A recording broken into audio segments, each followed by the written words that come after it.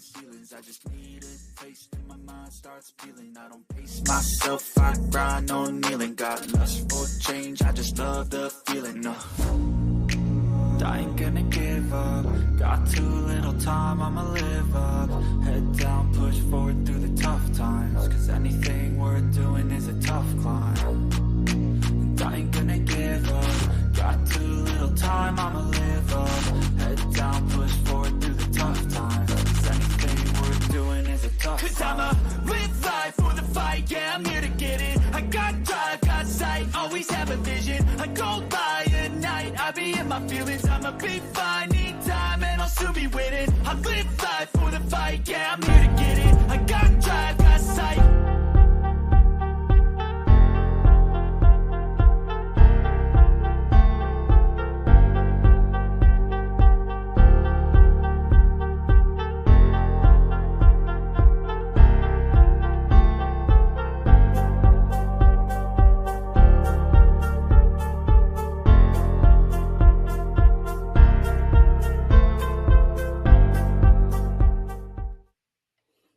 Well, everyone, you're in for a treat. We're going to go deep tonight. This is going to feel like a 400 level class in some high strangeness paranormal. He sent me 15 terabytes of a biography, and I'm like, holy shit, this dude.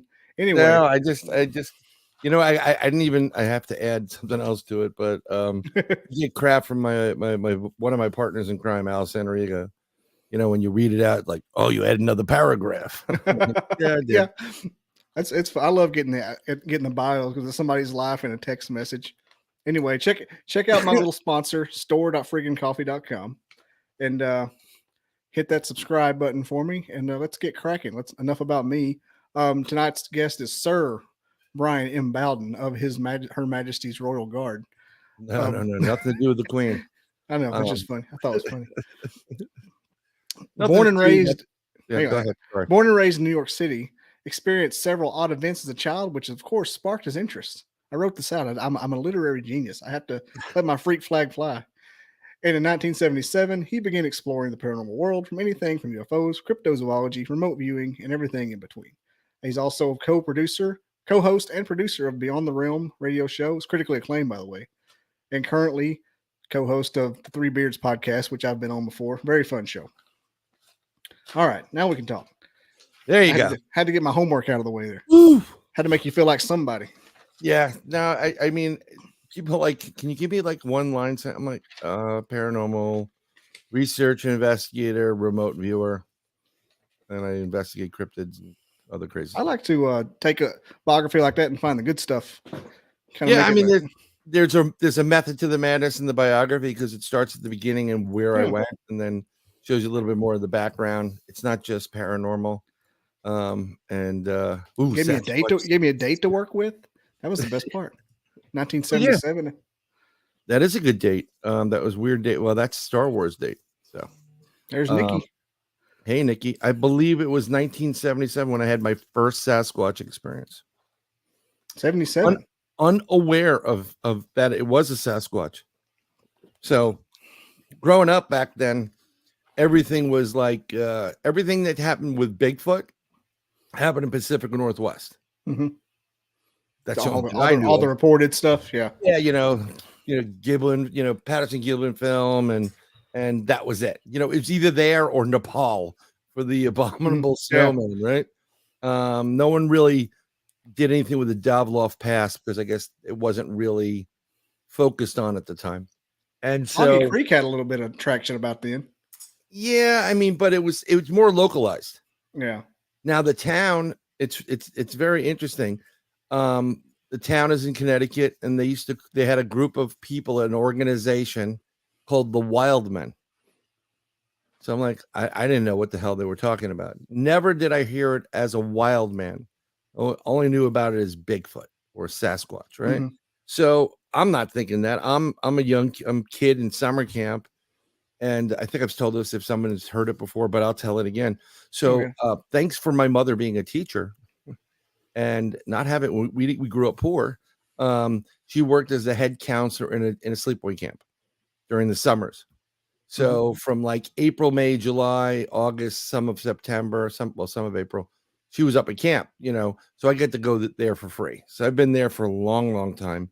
And it was, I'm sleeping. So I got to give you a visual of the room. Think of a long bunk, a long room, like a log cabin, long. Yeah. And it's divided in half. There's one bunk, number 7 on one side, one bunk, number 8 on the other. I was on bunk number 8. And when you come into that bunk, it's just double deckers all the way through on both sides. And the back is the toilet. My bed was all the way over to the end. And where the bed was situated, so if this was the bed from here to here, this would be my feet. The window, there was a window right here, about 3 right by your foot. Yeah, right by the feet. And then there was a double decker this way, and then a door to that outside, and then a couple of double deckers across the back, and then behind that was the bathroom, right? So what happens is when you're a kid, you just, you screw around up there at night and you play, we were playing Dungeons and Dragons, and that's when it first was coming out. You got the original books and okay, you rolling a die, whatever, and just do things that young kids do. And actually one night, not long before this happened, we were outside the side entrance of the bunk and we saw this really weird, cool thing. The moon was up, it was full. And then there's something that was smaller than the moon that looked like it was pulsating, like fire was going, it was moving across the sky. So we're like, dude, get out of here. That's a UFO. So all of us run out. It's a UFO. Disappears. And then we run back in the bunk. We don't give a shit. Like, okay, who wants to read comics? I'm not, we're kids. That's the early days of that stuff too. Yeah, that's super early. Boy, did I not pay. I wish I knew now what I, back then. But so we go to sleep at night, and I get up, and I'm not afraid of the dark. I've been up that camp. It's real wilderness. And when you get up in the middle of the night and all the lights are out on the bunk, that means the counselors that went into town, to have a night off, have come back. They're drunk. They shut the lights off. They go to sleep, and we're going to get up the next day. And I wake up to this smell of putrid, really thick, skunky odor. And I'm like, okay, someone got sprayed, whatever. And I'm on the top double decker, and I noticed the lights are out. I said, okay, the counsel's in. It's around probably 2 to 3 in the morning. And I'm getting up to go to the bathroom. And as I, come up in my bed, I kind of see something in the window, like shadow play. I'm like, maybe it's a tree outside. And the tree is doing this in the window. Now, if you don't see me, I'm going to put my face right up to the window, and it's looking in. Around. Doing the classic peeping Tom look. Yeah, literally. But I'm going to use this is how its head was filling the window. So it was more like this. Yeah. And I saw the brow. I saw a nose, it was a weird nose, a very thick, thicker nose. Looked like a monkey. Actually, the nose that's in your background right now is as close as you're going to, pretty close to it, but a little bit less muzzle on the front, more human-esque. Had a hooded nose, as they say. Yeah, hooded nose. Yeah, it was big. This guy? That would be better, and I'm looking at this thing, and it's moving, and I'm like, what the hell is that? And I just go, let's lie down now.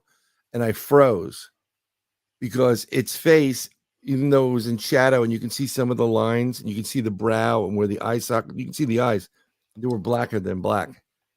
And the face and there was hair. I'm like, is somebody wearing a gorilla mask? It's kind of unnerving. And I didn't move because literally from where the window was, where his face was hitting, it was about no more than an inch. And he's right there. It literally was right there, and no shit, it could have went through the glass, grabbed me, pulled my ass out of a window, and we wouldn't be talking today. So I held on as long as I could, and then about an hour later, I had the fear of well, I could either pee on Billy Carmen, who's below me, in my bed, or I could make a trip to the bathroom. So I slid my legs back, slid down the bed, and then I did that dog crawl underneath all the beds, got to the door which is near the outside. Shit myself. Did it really slow there. Then went underneath all the beds, got up, looked, didn't see anything in the window at that point. Went to the bathroom. I think I peed in the sink because I didn't want to make a splash sound in the toilet because it was right there. There's two sinks. And there are windows in the back too. And I was just like, and then when I got back, I crawled all the way back and I got in bed. And it took me a while to go to sleep, but I went to sleep and then woke up. But I forgot about it. You know, I thought maybe someone was pranking, but it was unnerving. So I'm chatting with my buddy Al Santarighi's talking about his story and what year it was and whatever. I said, well, you know, I do remember having this experience. Let me go check. So I go check and I looked up the date and the year for the area. And when you know it, right next to my camp's property is a lake, a reservoir called Crystal Lake. And yes, they wanted to film that movie in my camp. Say the Crystal Lake. The Crystal Lake. And the owner said, nah, we don't want the bad press. And I'm like, you need new bunks. Let them blow them up. You know, even I knew that was a good thing, right? So, and right there, it's seriously no more than 200 yards away from where we butt up against each other is the reservoir. And that summer, two people, so two bipedal cryptids, 8 feet plus tall on the roadway right there by the reservoir. So I'm like, oh, okay, now I'm getting it. And then I knew that it was a third person that reported. So on the other end, where if you have the reservoir in my camp, you go to the mountain behind us and you go all the way to the other side. It's like Lover's Lane there. A couple was making out there and they reported an 8 to 9 foot wild man, as they called it, walking through, scared the shit out of them. And that area is actually, there's a ton of them up there. A ton of them. Say Connecticut? It's in Connecticut. It's in northwestern Connecticut. It's really interesting. So my camp doesn't exist anymore, right? So what was it? 3 years ago was the last summer for my oldest daughter. And she went there since she was 10 years old. And because the new owner that bought it was given, you know, he does a great program. It's my old stomping grounds. And he was given a great discount. You know, I'm not Rockefeller. I don't have this, you know, and you need to get the kids out of the city for a bit. So she went up there and I never told anybody and never told my wife about this, never told my kids about this until later on. And last summer when we picked her up, I said, just jokingly, hey, Sam, you see Bigfoot? She goes, yeah, we did. And I'm like, what? Yeah, of course we did, Dad. Yeah, well, it's interesting because it's not the same camp. A lot of the bunks are missing from there. And past where my bunk was, where that was, so it was the girls' side first, then you walk up a road a little bit, boys' side, then you walk up a little bit. It's the dining complex. And then if you walk up further, there's a baseball field and a horseback trail. The horseback trail in the woods, they used it to build these campfires and, you know, like, let's go, you know, everybody in camp goes there and they light the fires and they give out awards and whatever. I said, really? You saw a Bigfoot? She goes, yeah, that last night at the ceremony when they were doing the fire, I saw it. It was, and she said it was about 2 feet taller than you, and it kept peeking its eye out. And then when someone brought a flashlight around to it, it would go back. And I kept watching it doing it. And it's classic Sasquatch. Street peeker. Oh, they love that. They love it because, first of all, they're always intrigued. Even the young ones are intrigued with kids because, you know, think about it. If there's any type of human DNA in these things, and they're a byproduct of us or the missing link or whatever, they're just going to be just as curious as us. Like, oh, look at those kids playing. Especially when you're a kid, like, I'm bored. I'm tired of peeling trees and eating bugs out of the tree. Ooh, what are them? Oh, they look like little people. And you watch them play, and some of them smell good. And they're singing. Yeah, and they're very intrigued by that. And then, of course, you know, you get kids or people that if you have a summer camp there, how much food do you think is thrown out? Yep, like a giant coon in the dumpster. Seriously, it's like It's like pulling up to, a Buc-ee's, except Buc-ee's is better, and just chowing down and like, okay, let's go, but they're always curious about that. And they're, so I was blown away when she said it. I said, can you draw? And she drew something, and she's a pretty good drawer, but it wasn't fantastic, but she was spot on with what it was doing. Because she doesn't want to know anything about this. My kids don't want to know about it. It scares the hell out of them. So she's just like, I saw it, move on kind of thing? No, she said it was, I said we were having it, and I noticed that when they turned the light from the fire, somebody was in the woods behind a big tree, and they kept peeking out. It looked like they're peeking out. And I said, and it looked like they were wearing a hoodie. And classic. This is 200 plus. It's 100% classic Bigfoot. Conehead and everything. And like, what the hell's going on? Yeah. Well, with the fire thing, that, think about it. If you're a creature that lives in the forest, and then you start smelling, fire is always bad. Fire is, lightning strikes. It's dangerous. So someone has to go up ahead, because if you have a clan of them there, maybe young or whatever, a family, you got to figure out what the hell's going on and where to direct them. And so then you see everybody singing and dancing and doing whatever. You're intrigued by it. Okay, it's not dangerous. I'm going to stay here for a little bit longer. But especially if they're cooking something like hot dogs or something. Oh my God, they love that stuff. If that enters the equation, the guy I talked to, Jonathan Odom down here in Alabama, says if you cook Spam and bacon, you can make them get the thermals out, because you can make them show up. Oh, 100. Who the hell doesn't like bacon? Okay. Yeah, if I was a cryptid, you'd catch me with bacon. Somebody has bacon. I would be in Smithsonian night 1. Yeah, I'd be on top of the. I'd be on in the what's it, like King Kong, all strapped up. Got one piece of bacon. Just feed me some bacon. That's it. I'll let you do what you want. No blonde-headed lady, just bacon, please. Exactly. It's too damn good. That's the problem. I think it's funny how your daughter didn't want anything to do with it. Just like, I saw one, but let's move on from it. It's scary for them. My youngest is freaked out. Well, here's the thing, right? So I don't know I don't know your status, if you have children or some that you don't know of. I got 3 of them that are loud. Okay. Very young. Okay, so every child is an open book, and every child has gifts and abilities that slowly move away over time. And if you have females, each one female or one daughter is the equivalent of 5 sons. I found that out the hard way. I believe it. I got 3 of them. Right. I have 2 of them, and they're just pure evil at times, but they have a gifts and ability. They use both hemispheres. Okay. So they see things. And even like when the little boy, I'm talking to grandpa, and like, grandpa's dead. I'm like, yeah, but grandpa's visiting. Just because someone's dead doesn't mean they don't visit. I know it's hard for people to understand that, but they see things.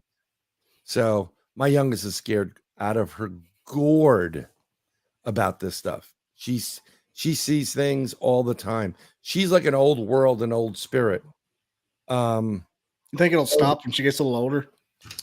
No, she's always going to be gifted. She picks up, it depends. I mean, my oldest kind of moved for like 2 years, like almost 2 years. She was in between me and my wife in the bed, and we had to sleep with the lights on and somewhere. So basically I didn't sleep for like 2 years. And she was in bed. We were reading her story, and she looked at the mirror that's opposite us on the dresser. And like you're looking at somebody in the mirror peeking out.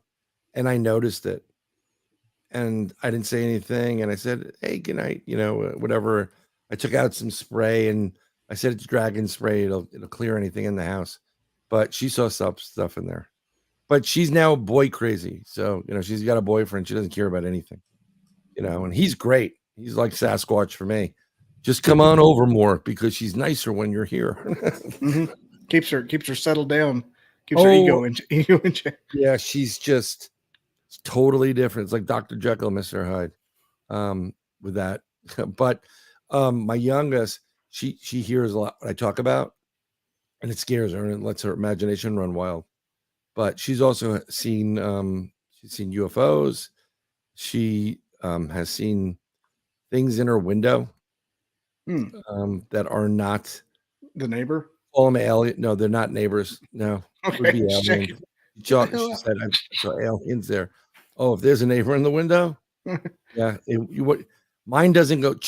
It's just loaded with Yeah, five, it's ready one. at all times. Yeah, I give you three. I'll give you buckshot, and then before the slug. But you don't get it by the third time, you don't get it. I got that Taurus Judge, man. That thing, I don't know what would happen. Nice. I love that thing.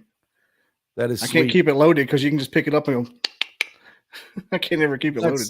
Yeah, that's the well. It's funny. I mean, one of mine's 11, going to be 12. The other one's 15, going to be 16. And I took everybody shooting. So I took my youngest. That was she's insane. I just created a talk about cryptids and a monster right there. So took to it a little too well. Well, yeah, we started off. It was 22. I'm not going to give her anything. She can't even rack the damn thing. So I started off with one round in each in the 4 mags. Then went to 2, then to 3, and then 4, and then it's like 27. 22. It's always like how many rounds you got in there? 360. They're 22s. They're little. And she's like, I'm scared. I'm like, oh my God. She has no fear. She has no fear. But it's a trait. Everybody should know how to protect themselves. That's the bottom line with it. I'd love to take. I've actually taken my oldest when I do active intelligent encounters, which are like CE5s. I've done a couple of CE5s, which is close. I was going to ask you about that. Yeah. Yeah, I've close encounters of the 5th kind, and I took her, and she was just blown away by it. She was like, "You really do this, don't you?" And I'm like, "No, I just sit in my room and talk to the wall for 9 hours." Yeah, that CE5 stuff. I'm looking at that because I think I made something happen with it on accident after talking to a guy that does it. It's like, wow, that's something there. Well, I've always What happened to you? And I'll explain what we did. What I did. I just saw for a second. It's come over here after concentrating, doing light meditation. Was it after being on a podcast? It's it's really really difficult to get yourself in the frame of mind. But I don't like to call it CE. Well, CE5 was really created by Dr. Hynek, although there's another Dr. Greer guy that's Stevie claimed to everything. Yeah. Old Stevie, how much are you going to pay me to be on your podcast? Pay me, Stevie. Yeah, the cult of Greer, as I call it. So we call him DSG. DSG? Yeah, Dr. Stephen Greer. Yeah, Dr. Stephen Greer. Sounds kind of hip. It does hip. Yeah, it sounds like some kind of album or some kind of DJ. We got DSG and DJ Khalid. Got DJ George Knapp in the hizzy. Yo, what's up, yo? Are you my alien? You my Graham Hancock on the drums. That would be great. That would really, really be great, actually, to see that. So, up in New York, I don't know if you know. I do a lot of investigating with Bronxville Paranormal Society. I was his number 1 draft pick, Al Santoriga. Oh yeah, he's going to be on next month. Oh, he's a pain in the ass. The Squatch Master. The Squatch, yeah. Well, Squatch Father, yeah. You know what? That was given to both him and I by Chris Reinhardt, and he is taking it. I took it because I'm Italian. I'm like, yeah, but he gave it to both of us. I'm Italian too. Hey, Italian women, Italian cars, Italian food. Where's the pork store? Yeah. Hey, yo. Where's the pork store over here? Yeah. So up there is Pine Bush, New York. Now, Pine Bush, New York is where in the area there, Whitley Strieber had his house and he wrote Communion about the little grays, right? So they have the Pine Bush UFO Festival. We were on the board there to set up stuff for the festival. We started the Paranormal Museum, and which became the UFO, the town museum. And one year we did 3 15-minute presentations, 3 30-minute presentations, and 3-hour-long presentations. We had a table there at the fair. It's a one-day affair. It starts at like 9:30, 10 in the morning. It ends at 5 promptly.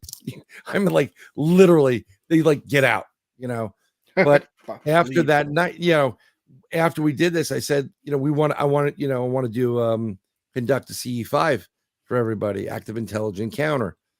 And we knew that the town administrator, Damani, and she said, yeah, sure. What the hell is that? And I said, well, that's when you use your consciousness to connect with UFOs and you bring them in.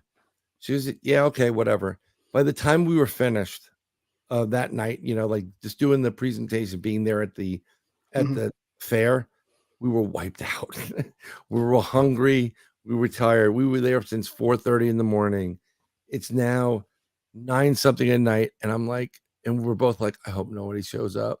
I hope nobody shows up. We get something to eat. We go back to the town hall where they're giving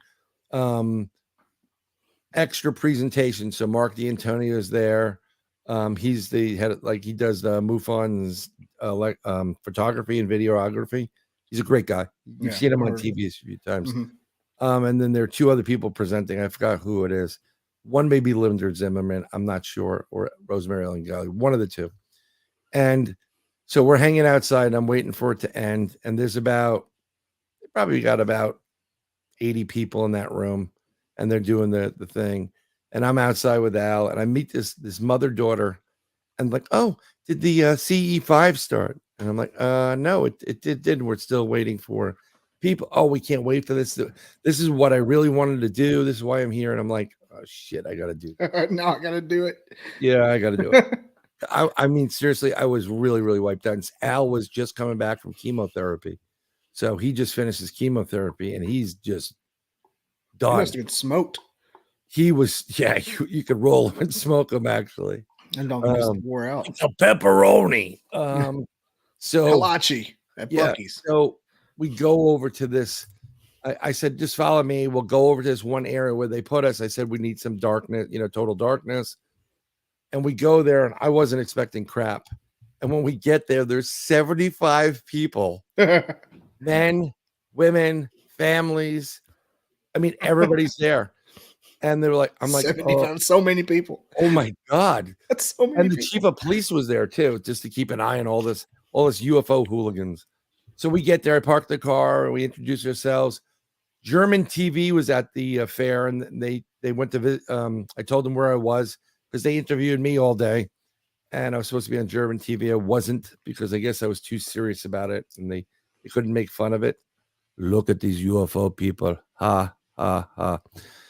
Germans are a hero. So we're sitting there, and I was like, it's all you. And I said, yeah, I know.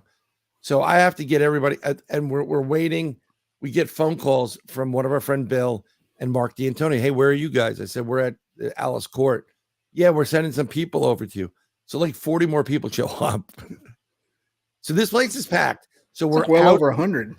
Oh my God. It was about 120 people. So where we are is we're deep in just off the beaten track of the town, but it's dark.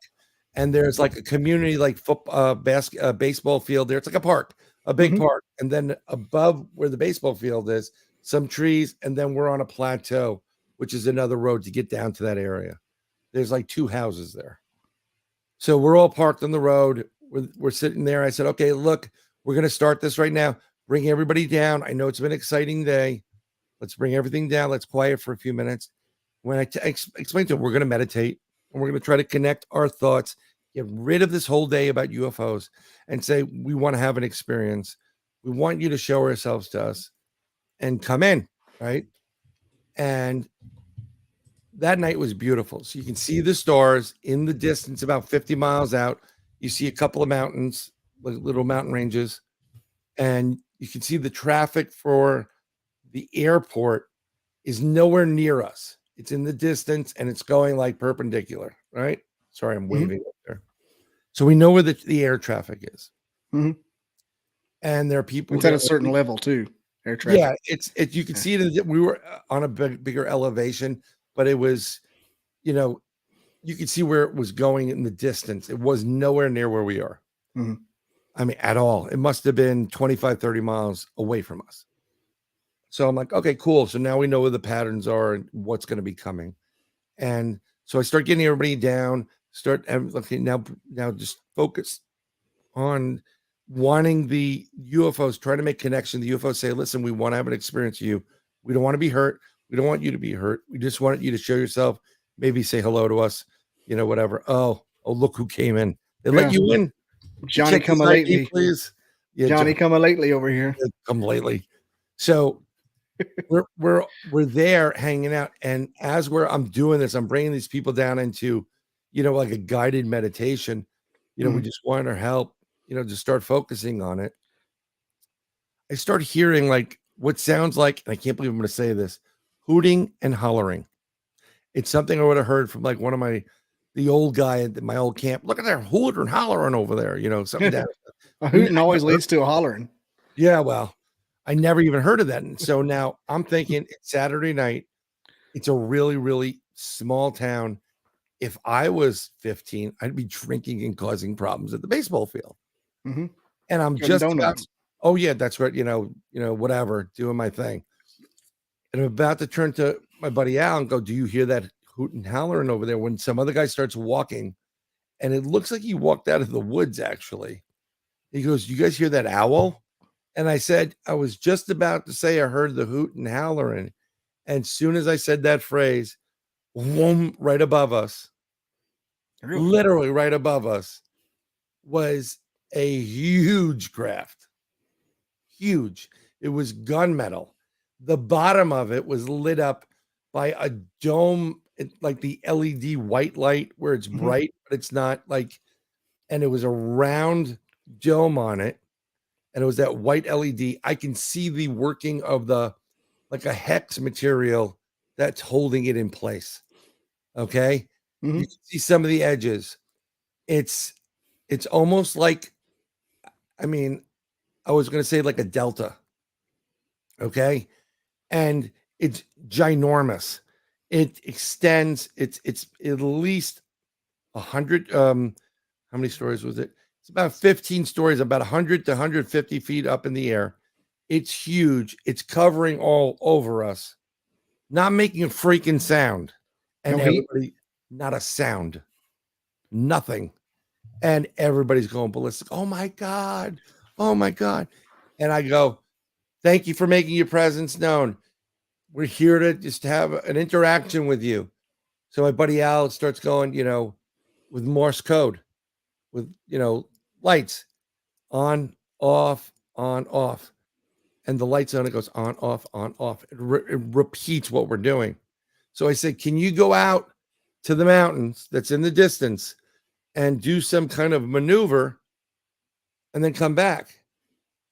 And in an instant, it disappears from us, but you see this white light and it's like, it goes out 50 miles and starts doing this crazy 90-degree turns, zigzags. And then it comes back and everybody's like, whoa, going crazy. And I got to be honest, I am a research investigator of this for a very long time. Even when this happens, it blows me away. Yeah. Because if I can do this every day, I'd be making a lot of money doing it. Where do you think they're hiding whenever you do that? Do you think it's like they're transparent and always there, or what? I think another dimension. First, I think they use cover and camouflage. I think a lot of the weird clouds that you see these days, some of them are just buggy. If you see a right angle, right? You see like this type of angle in a cloud. Yeah. That's not in nature. And nature doesn't do right angles. No, they don't do right angles at all. You're going to see, you're seeing something's not right about it, and very well could be a UFO. I've seen a lot more of these things in cloud form, be it like a big, circular cloud where it kind of looks like a UFO cloud, or, fluffy marshmallows squished down together. This thing, if you didn't see that light on there and that light shut off, you wouldn't even have known it was there. That's how well it blended into the background. And it kept doing the signaling, and it went away. I said, "Can you come back one more time?" As soon as I said that, he came back, said, "Thank you very much." And everybody walked away from that thing like, I can't believe what just happened. I bet. It blew everybody away. And the one messed up part is this was literally less than 10 minutes after the guy from the German TV7 packed up. He's like, "We're out of here." Because he had to go back to New York City. And I told him, like, you just missed probably the greatest event ever. You would have been a legend in this. You'd have been the new Patterson Gimlin man. Oh my God. Now, I've been trying to, for a long time, talk to the chief of police of that town. And he won't say a word. You can't even get to him. Because he was there. He saw the whole damn thing. Really? So he just like tight-lipped. Like, nope. Didn't well, happen. I mean, yeah, I know people in law enforcement, and when they see Bigfoot or crazy crap like this, they're like, "I didn't see anything." Nope. I would like to have them like do like the old school blackout with a voice changer. I was on the county road and I saw him. Like, just tell me something. Yeah, I mean, Bristol says Pine Bush is still highly active. Oh, Pine Bush is super active.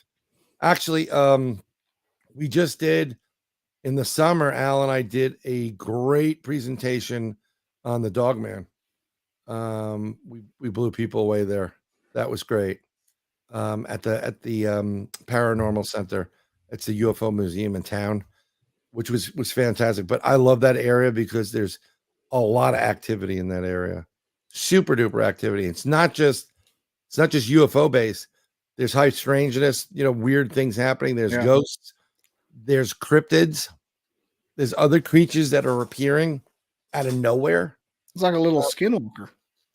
Yep, the little bit of the Skinwalker, and another thing cool about that is you have to understand something. I don't know how many of your users ever been to New York State, or if there are any of part of New York State, but from New York State, every once in a while, from New York State up into New England, there used to be in that whole area and that corridor where they had the what was in the 80s, they had a UFO thing, an alien invasion. And I don't mean to be promoting the program Alien Invasion Hudson Valley, which I was on, but that was about that whole thing in the 80s.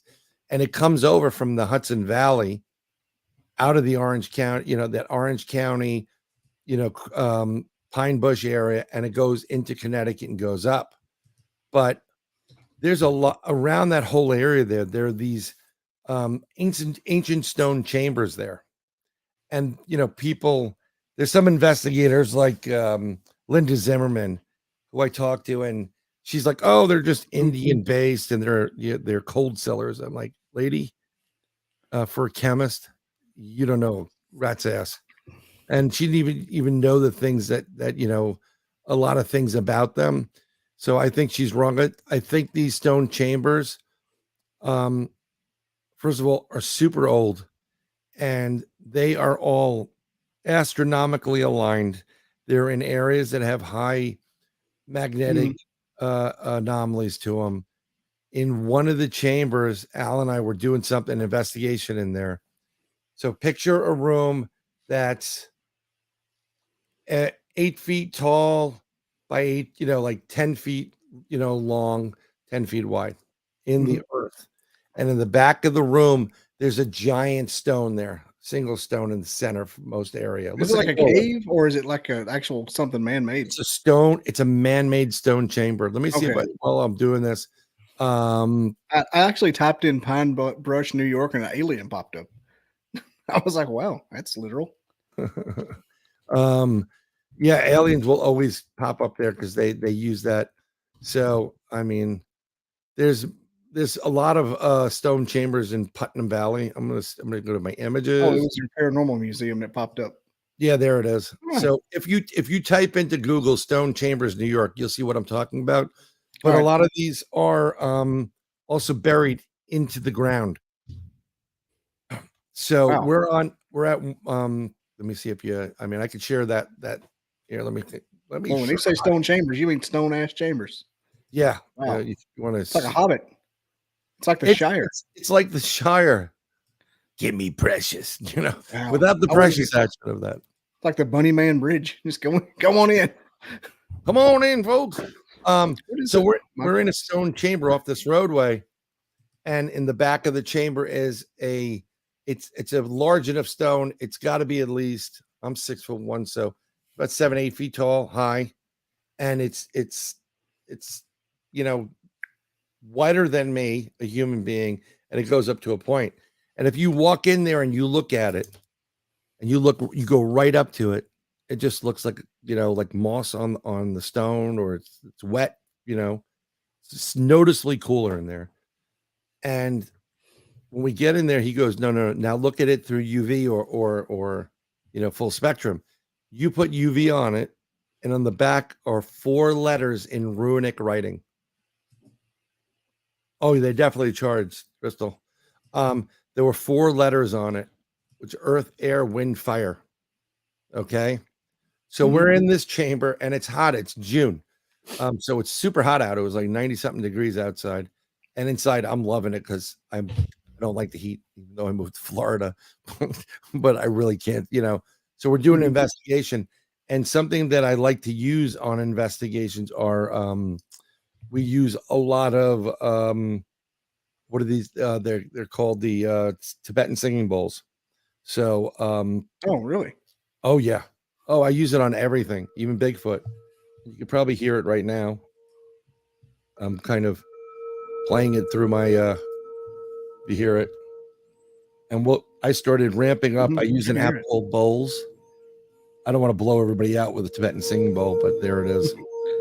Right. So we started doing that in what we find is, and I found this a long time ago, sound, vibration, frequency resonance is very key to all this paranormal stuff.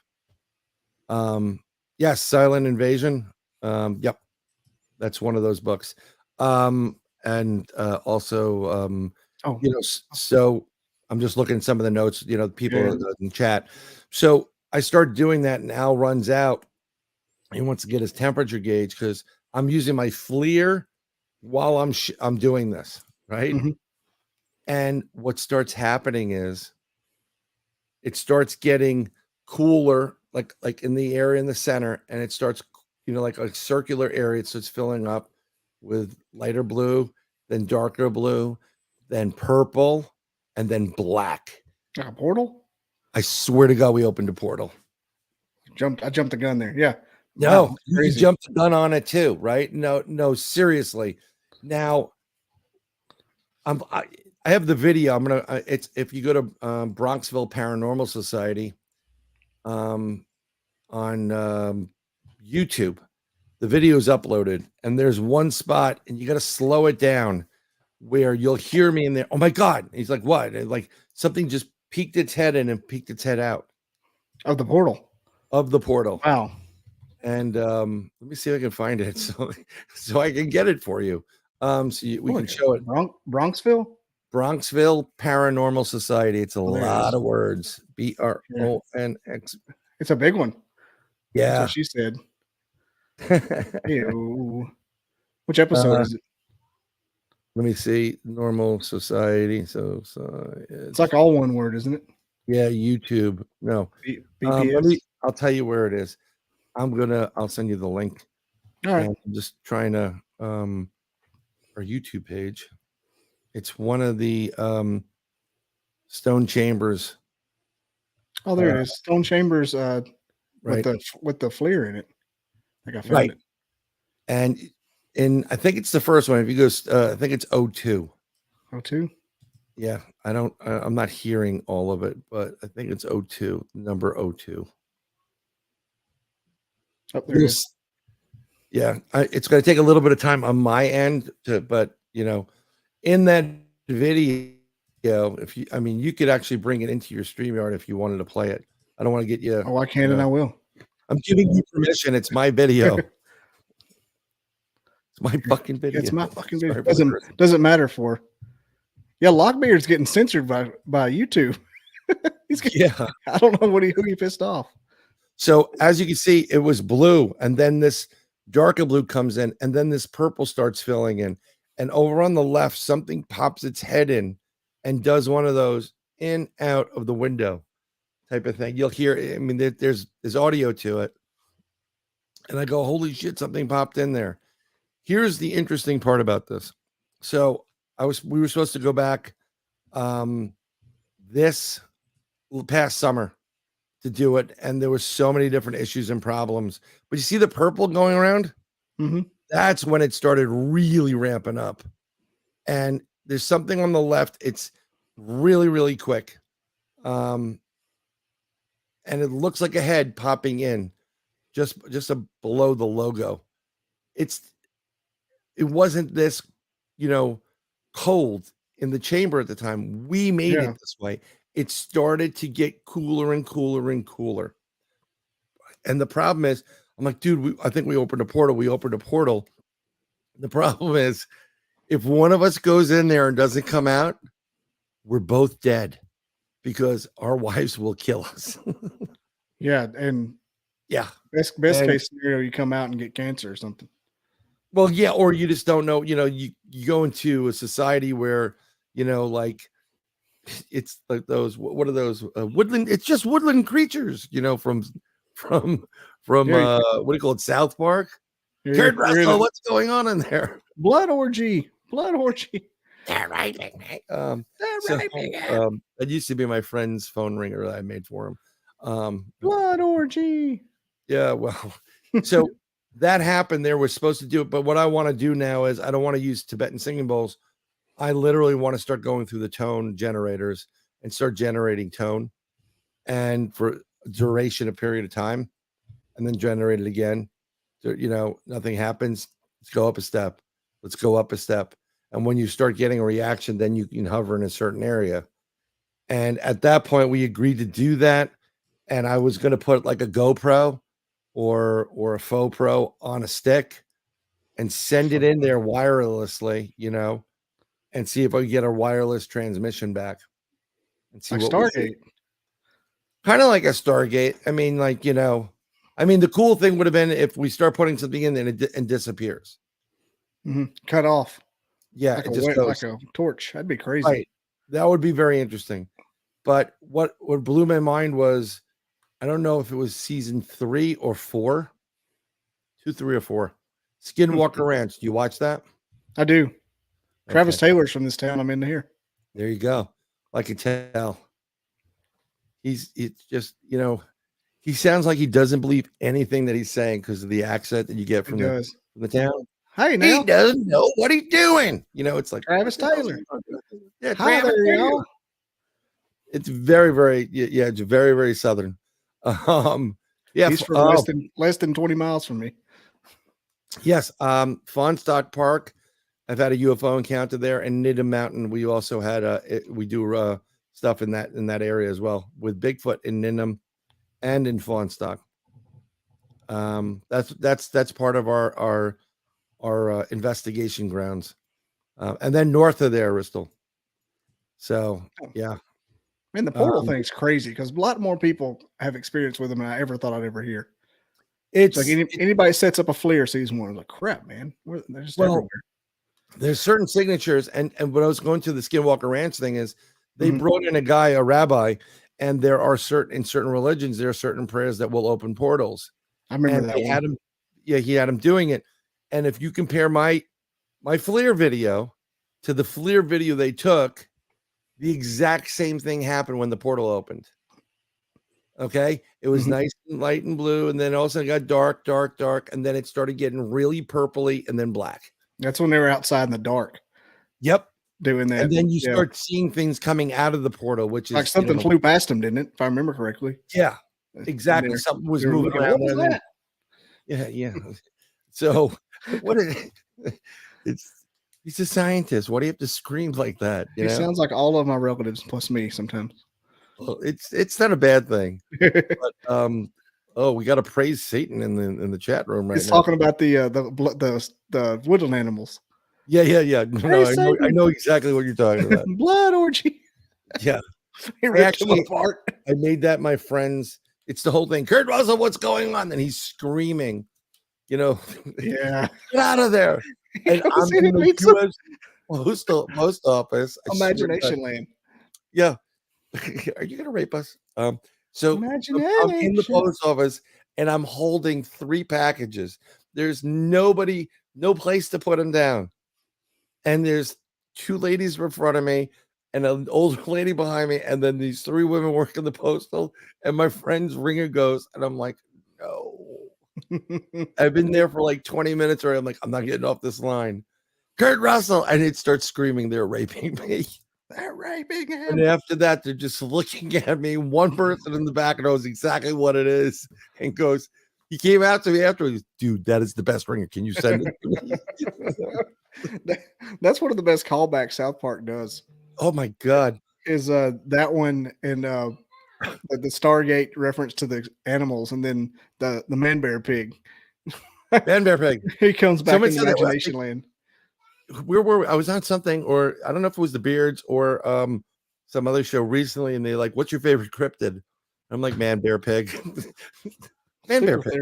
Super cereal. Yeah. So guys, everybody go crazy here.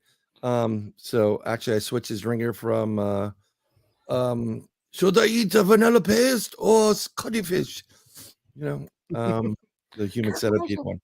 So oh my God. So we definitely open a portal there. We've been in situations actually for Ristel, who knows the area, in Nidham and in Fawnstock.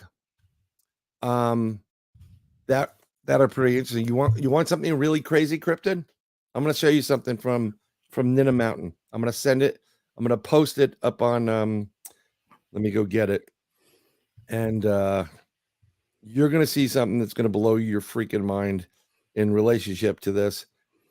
I went up there during the COVID, and we had to get the hell out of our house. And I live in New York City, by the way. But I said, you know what? There's a fire tower up there in this mountain. There's a lot of these old stone chambers.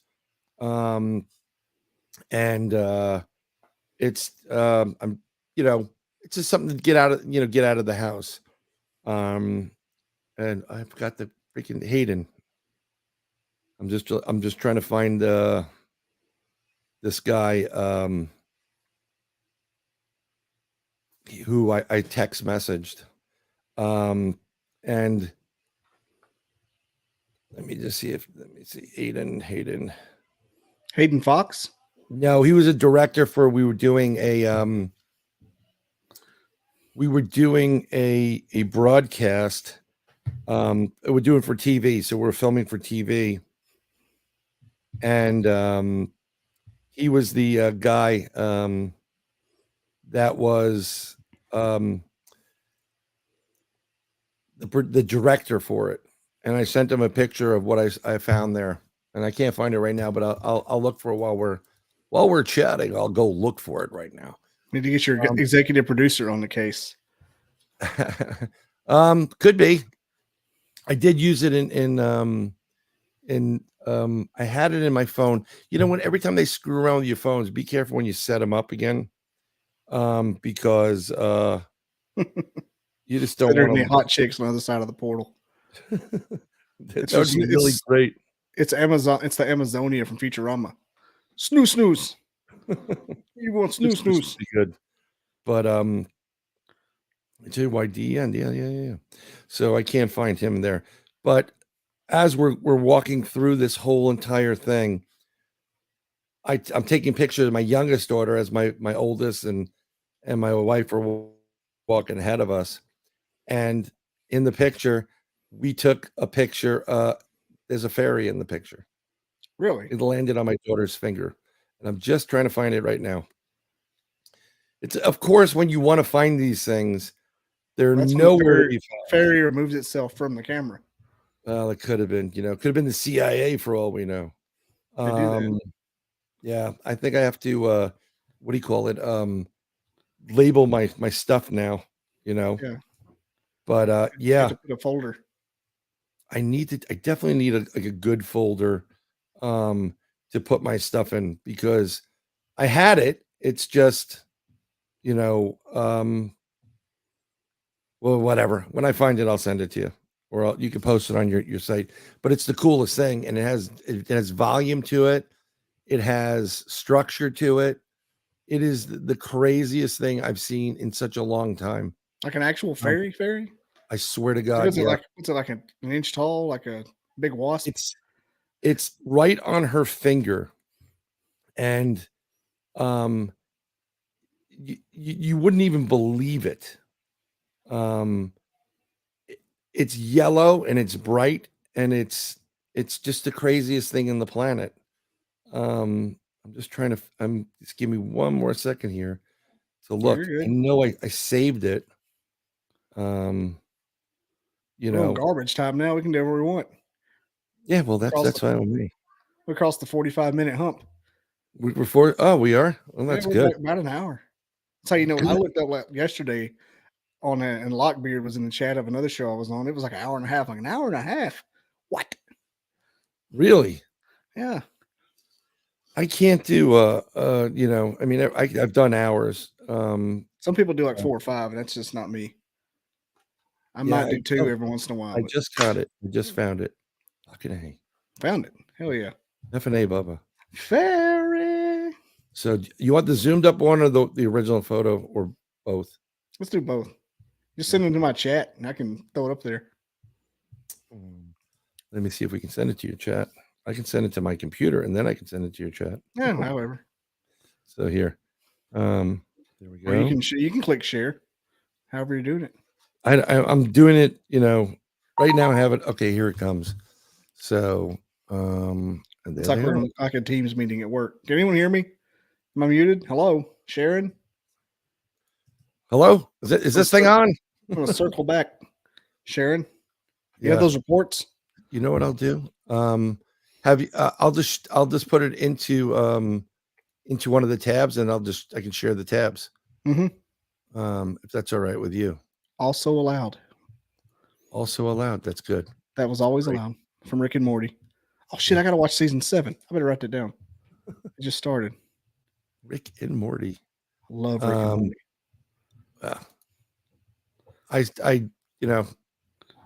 I was told I'm not allowed to watch cartoons anymore. So here's the first one. Everybody's like, well, even though I have Bugs Bunny tattooed on me. So this is the first one. I'm sharing it with you right now, and you got to pull into stream.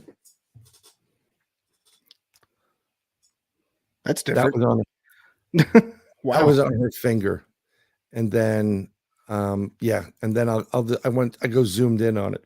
So let me share that one. Like it really eliminates the lightning bug possibility. Well, it wasn't, and then you can see structure in this one. Mm-hmm. And let me see if I can zoom in on it a little bit, because sometimes they let you do that. Boom, boom, boom. Did that work or no? See like a little bit of like appendages almost.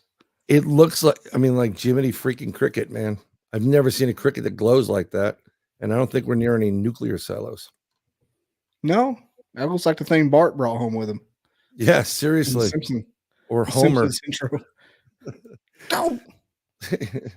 It's the carbon rod.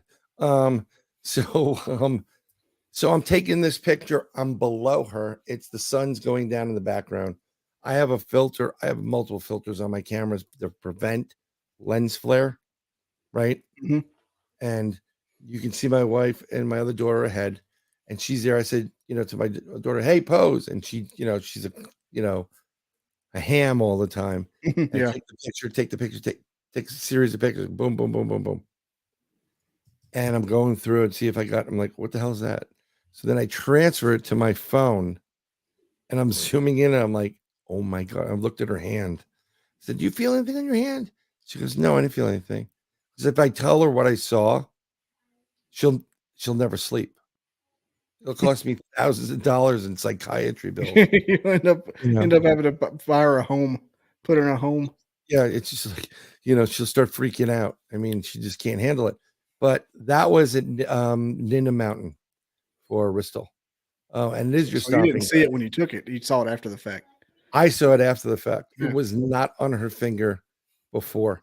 Now, maybe I wasn't focused on it, and it was. And I had several other people that do investigations, like the angle of the sun projected at the right angle. I'm like, dude, I'm showing you one slide of a series of photos. I'm an experienced my wife goes nuts. How come you took 10 of the same picture? And it's like, once you get into the paranormal thing of, you got to take at least a series of 4 Mhm. because you want to see if there's movement, if it's dust, if it's whatever, I can watch cartoons. Thank you very much. Rick and Morty's not really a cartoon. It's animated. reality right now. So that's why I always take more than one picture, because it's a habit of being a paranormal guy. So you were taking bursts at the time when you did it, and just on 2 No, of I them? just like stay there and I just click I didn't do the triple.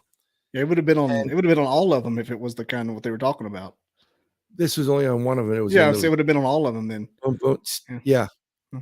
And I would have gotten the rays, and I would have gotten the flare. It was on one. And this guy's like, and I'm good friends with the guy. He's like, dude, I wasn't giving you a hard time. I said, what you don't know is I'm not going to post 7 photos, raw photos in a row, just so I can prove. I'm telling you, if you don't trust me, you don't believe me, I don't care. I'm not here to do party tricks. Mhm. I'm here to get information and answers. That's what my research is. I mean, you do that, we do a lot of it now with a lot of these programs, because when you interview people, you get different perspectives, right? Yep. So when you had that experience, you said, hey, let's go try it out. Show's over. Let's go try it. And you focus. It's better to do it with more than one person. It's a protective thing, because you don't want, you don't know who you're contacting as far as extraterrestrials are concerned. Yeah, and especially So, don't go looking for Bigfoot by yourself. I don't think it's a good idea. I definitely not for the Dogman. I don't think that. I hate that. Yeah, there's thing. no positive Dogman encounters. Oh, I mean, my only encounter, once again, and I think people may have heard it, but we did an investigation. We were on a paranormal investigation of Letchworth Village Cemetery. Letchworth Village was investigated by Zach T. Baggins. Yeah, It's 28. Scooby douchebag. Yeah, Scooby douchebag. And so we went to the cemetery, and Al was like, we started hearing this big dog and a couple other dogs during the day. Eventually, it has a little bit of a Squatch feel to it, a Bigfoot feel to it. It's right next to a power line corridor. And after a long investigation, I found a broken tree branch, like, 10 feet up, that was twisted. And then in another area, we found a Dogman sign, which is Dogman like to take trees out of the ground, flip them so the roots are on top like an umbrella, and suspend them. Versus a bent tree or an X for a Bigfoot or whatever it is. They let everybody know they've been there. Yeah, there's a lot of that going around in Colorado and stuff. They find them upside down, stabbed in the ground. That's 99% of the time, in my opinion, from my research, that's going to be a Dogman. They're markers, because if you have Bigfoot, you're going to have Dogman. I didn't want to believe like it. It Freaking seems Dogman. like it. I thought like we jumped the shark on that crap. And Al's like, Bryan, you got to hear this. These are really serious. And I'm like, really, a werewolf? A freaking, come on. We're getting out of control. Better than this, Al. Yeah, well, just ask him about it. He'll say, oh, he's crazy. Al's always, he's trying to be cool, but I'm like, I just didn't believe it. And then we start talking about it, and then you get contacted by people. Like, I would get text messages from 00000. Like, I don't know who I got one that actually had a user ID on it, and it said U.S. Marshals Southern District, because I called the U.S. Marshals at one point. They were calling me back, but this one that's random. No, somebody called me, and it was someone got my name, and they're a tax collector, not a tax collector, a debt collector. So they were purporting to be a U.S. Marshal, and I'm in really big trouble. And I have family in government, and I know people in the FBI or used to know, and I know other agencies, and one of them is U.S. Customs. They really don't like when you impersonate them. No, it's They not. really don't like it. They're not a fan. No. So I said, "Are you sure you want to do this?" Because, and he called me on his cell phone. And, I'm like, "Yeah, you're a U.S. Marshal." Okay.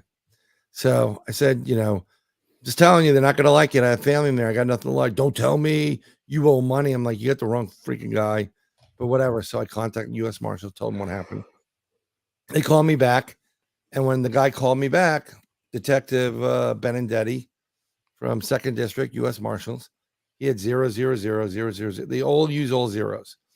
And this user ID said, U.S. Marshals, Southern District, New York. So it's fake. Yeah, so it's fake. U.S. Marshals. The other thing I get stuff every once in a while. I don't publish my number like that. And I got contacted, and I got on a phone call with somebody who contacted me using the 00 prefix. Said United States government, said USG. Said, okay, why not?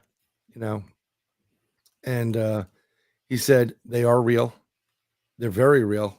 I've seen several of them. My job is to, off the record, my job is to go out and where their bases. And if they're being harassed by them, I'm tasked with a couple other people to eliminate them. There's one end of the government wants them alive so they can do testing and whatever. Talking about aliens? No, we're talking about Dogman. Okay. And Bigfoot. It's kind of like like the X-Files crew. Yeah. When stuff goes down, they go out. He goes, and we're like tasked. The Men in Black. Yeah, he's military, and we've had a couple at bases, and yeah, it's real. And he goes, you won't believe the crap you don't even know. And I said, is there any way I can get on your record? He goes, no, I have way too much to lose, but we do listen. No. A couple of us listen to you, and you guys, you're spot on a lot of stuff. He goes, but you should be careful. And everybody said, be careful to me in my lifetime. I'm like, yeah, whatever.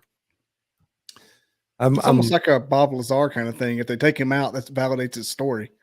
Right. But it's the way he said it. I said, is this a threat? Because I have friends and families in 3-lettered agencies, and other parts of the military. He goes, no, but they don't want this information out. And you guys are butting up against shit that you're way, way too close. I said, okay. I said, one day when you retire after your 25-year non-disclosure agreement ends. Yeah. Your gold watch. Yeah, the gold watch, is there any way I can, talk to you in person or whatever? He goes, maybe. And that was it. Click. What if that was your job? You're pouring your morning coffee, putting on your little boots, knowing you're going to go find Dogman. It's just it's a military exercise, and when he first started doing it, he said, when I first started doing this, I thought this bullshit just like you.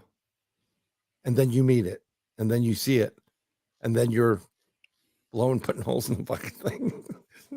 What I would want to know, what I would have asked him was he would have told you, but how do they get to where they can see them, since there's obviously some kind of ability that prevents everybody else from it. Like, what do they do? Shoot a ray at them that kills their he wouldn't go in. I mean, it sounds like they use some kind of night vision, like super duper night vision. Yeah. And I mean, they always have eye in the sky. Yeah, the AWAC. Right. And they just it's reported in a specific area. Usually when they're there, I know from Dogman, when they get focused on something, they're real pricks about it, and they want what they want.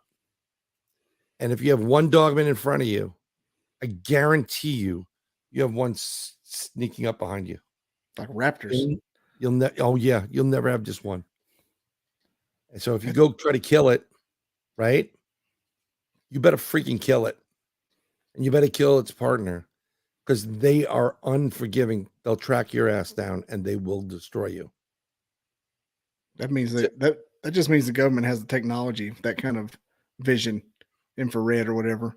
Well, It's insane. someone was asking me, like, you think that they're super soldiers, whatever. And I don't. I think they are, well, I think there are a race of beings, just like Bigfoot, that have an innate ability to be here physically in the flesh and then transform their energy into an interdimensional being and go interdimensional. And in the process of flesh and interdimensional, which would be a different type of molecule shape and essence, Mhm. in the conversion of energy, that's why you see near Bigfoots and a lot of these dogmen also, like orbs. Yeah, the big orbs. That's the conversion process. That's their, and there's a process in between both of them when they go from the physical into that conversion of into a molecular, into an interdimensional, that they can use that as a camouflage, kind of like Predator. Yeah, the I've cloaking. seen that. Oh, the cloaking thing, I've seen it. Yeah.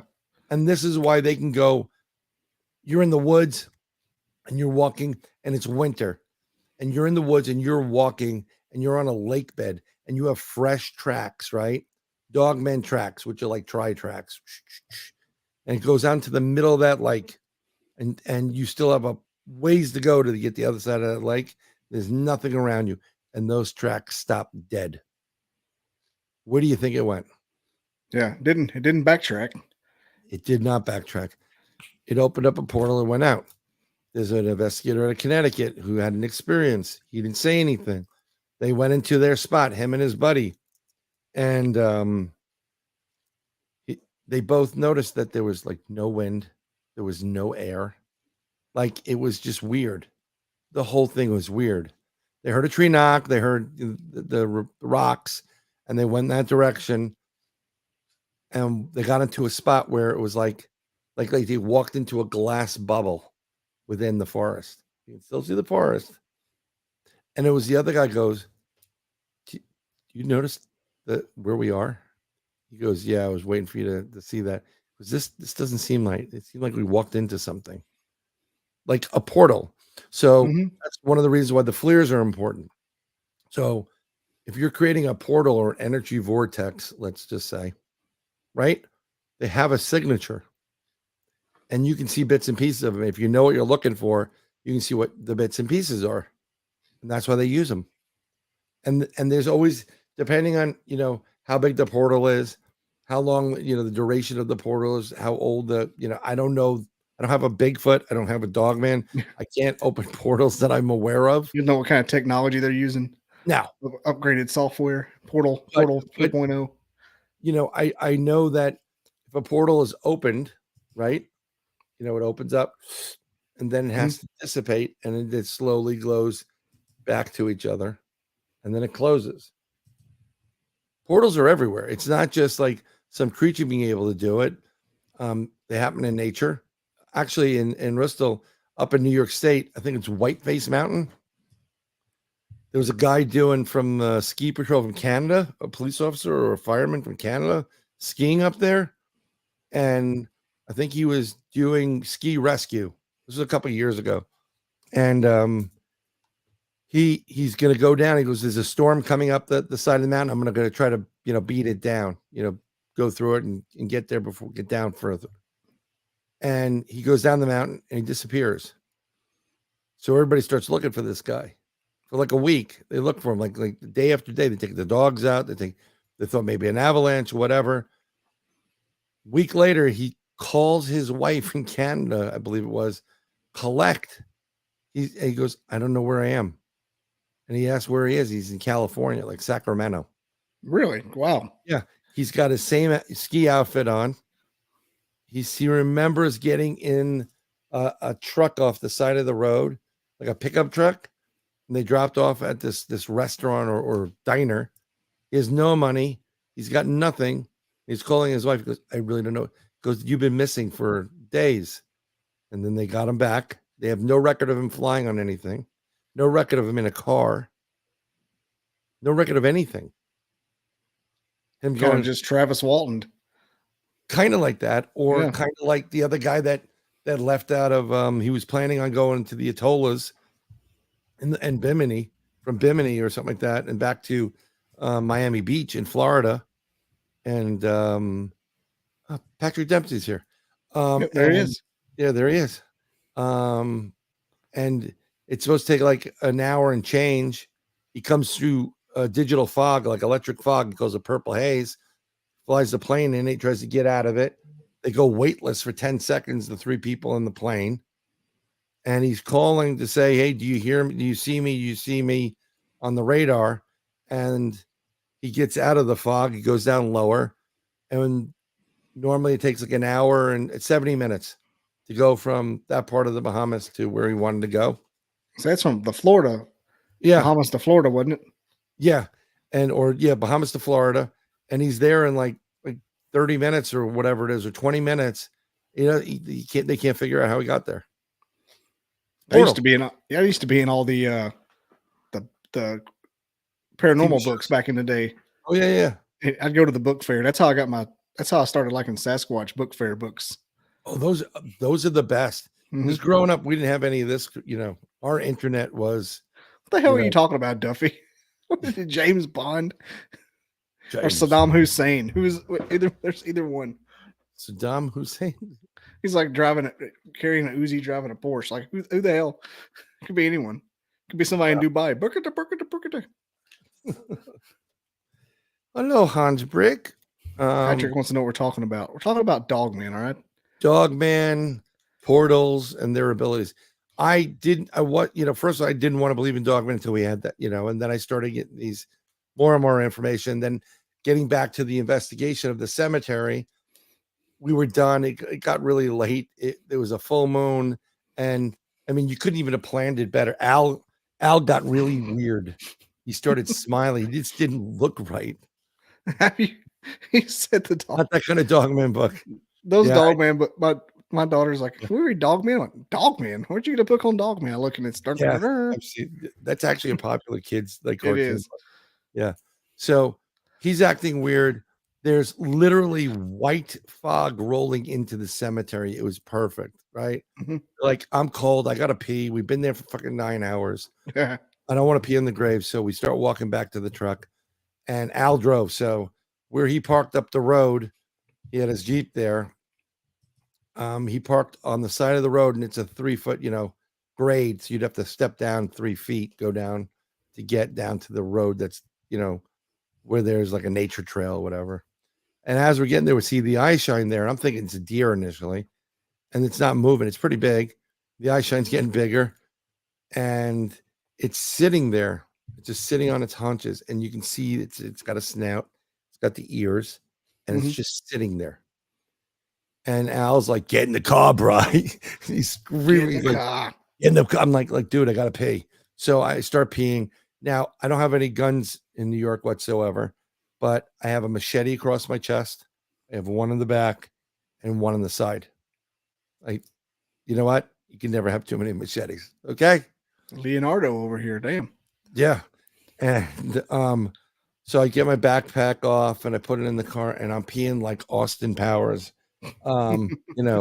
Evacuation now. And I'm going. Coming out of cryogenics.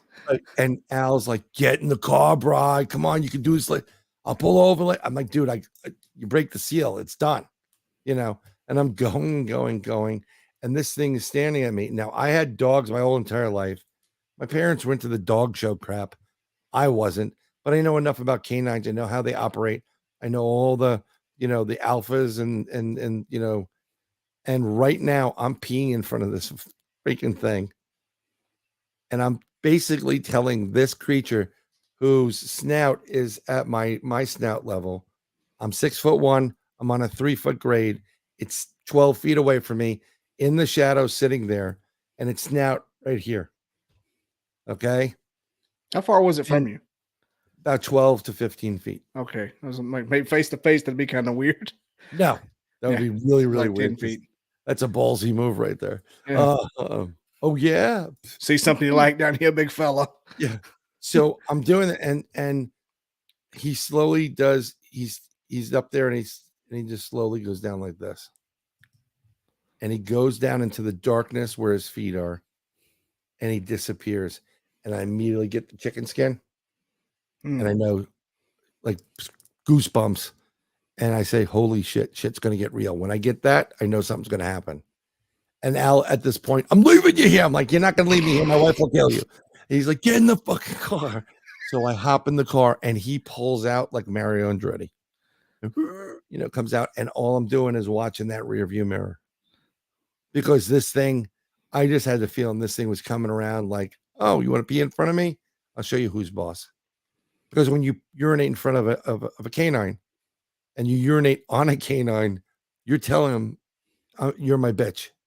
I'm the alpha. You're my bitch. So I was doing that in front of this big creature. And it wasn't until after that, I know that me being 6'1" on a 3-foot grade, and this thing, so I'm 9 feet 1 inches tall, technically. And it's sitting there on its haunches, and its snout's coming up to here. Like, you can see it. So if that thing stands up, it's going to be at least 3 feet taller than I am. So that thing's like 15 feet tall. It's about 12 feet tall. Yeah, it stands up. Yeah. So, yeah, it's, I don't want to believe it, and it's there. Don't think they can all use portals. I don't know. I think there's some deformities. I think these creatures have been around for a while. And then, and getting back to the military, I think there are dogmen, ultra terrestrials, extraterrestrials, Bigfoot, other beings that are being held by pissing. Comment of the day. Yeah, that would be great. We're done, folks. Show's over. Yeah, can't get better than that. Would be great. Wonder what Dave would think of that. Yeah, ladies. Oh my god! You think he'd be pissed? Sorry, I had to say that. Pissing. Yeah, no, he would be pissed. That's going to be on SNL. People that Bigfoot investigators just piss on cryptids. That would be great. And then so it's.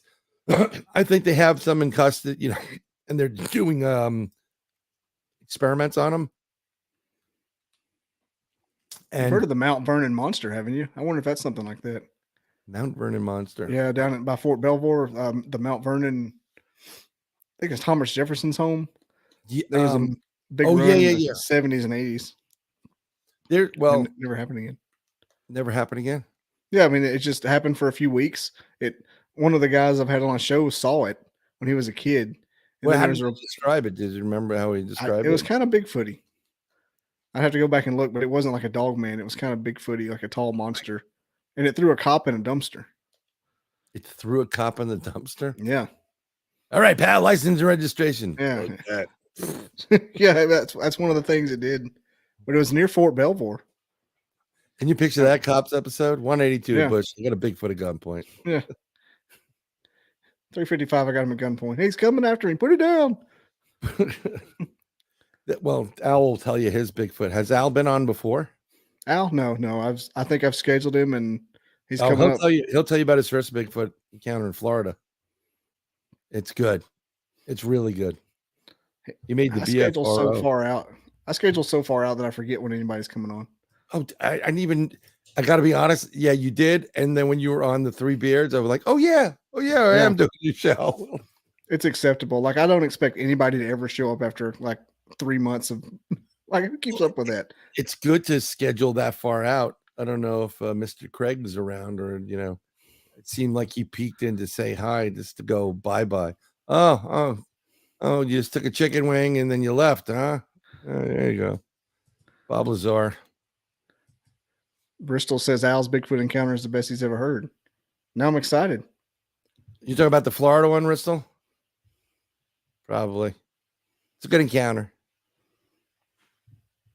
Kind of wonder. Actually, we were on investigation up in upstate New York, and that's where I was originally Gigantopithecus, missing link kind of thing, flesh and blood. And then we had an experience, and it went from point A to point B, 2 miles down the road in a split second.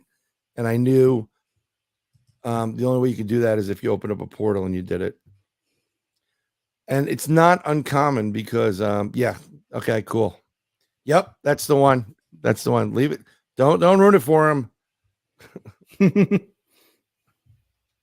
Every guest on the show should get a Bobby Dizzle chisel. Should make those. Bobby Digital Chisel. That would be great. Now I don't know where Al's episode is. It's in here somewhere.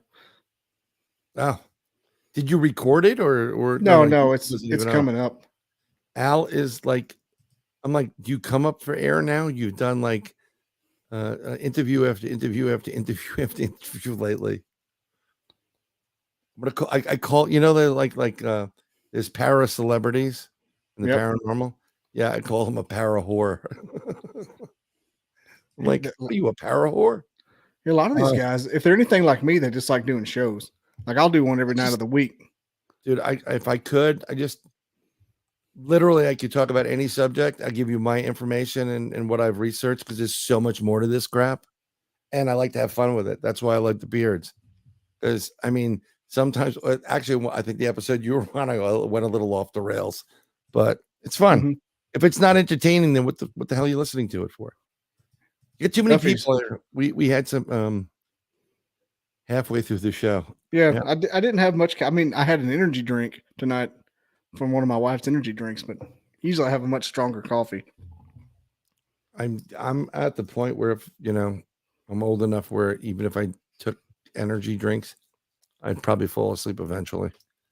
But my brain goes on, and then I start, you're currently feeding a Sasquatch out. Yeah, Duff's got Sasquatch.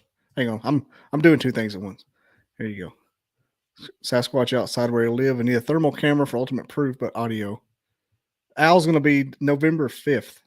November 5th? Mm-hmm. I'm going to come in there and harass him. and the guy who wrote and directed Exists is November 16th. And Blair Witch Project. Eduardo Sanchez. Ah. Yes. I'm giddy. I'm very excited. Well, it's not, you know what? It's good that you have a lot of these guys coming in. It's actually that you make sure you get in contact with them. You should probably be contacting people this week. By the way, we have an interview this week, right? You did that to me. We're still good, right? I'm like, where you? I'll give you about 5 days. Who? Because I had you in two different ways. Yeah, it's in BDP and then Caffeinated Cryptid. Yep. Can you picture a freaking cryptid and caffeine? Yeah, I mean, I got him right here. There you go. I got the AI said yes, I can. That's what I did. He does need to thank me. We're not even going to get into that. He does need to say thank me. Al, just a simple thank you. We should have. If I'd have known it was, if I'd have known there was an affiliation, I might have tagged him in it. I didn't know I was gonna, taking the piss with a sign of dominance. Yes, it is a sign of dominance. People in Australia are like, "What are you talking about?" Well, taking the piss. Yeah, oh, you take the piss out of me, oi. In Ireland, they say, "Oh, you take the piss out of me, aren't you?" Take the piss. So one of my good friends was Hector Colazzo. He drew for Marvel and DC, and unfortunately, he passed away long before I had that encounter.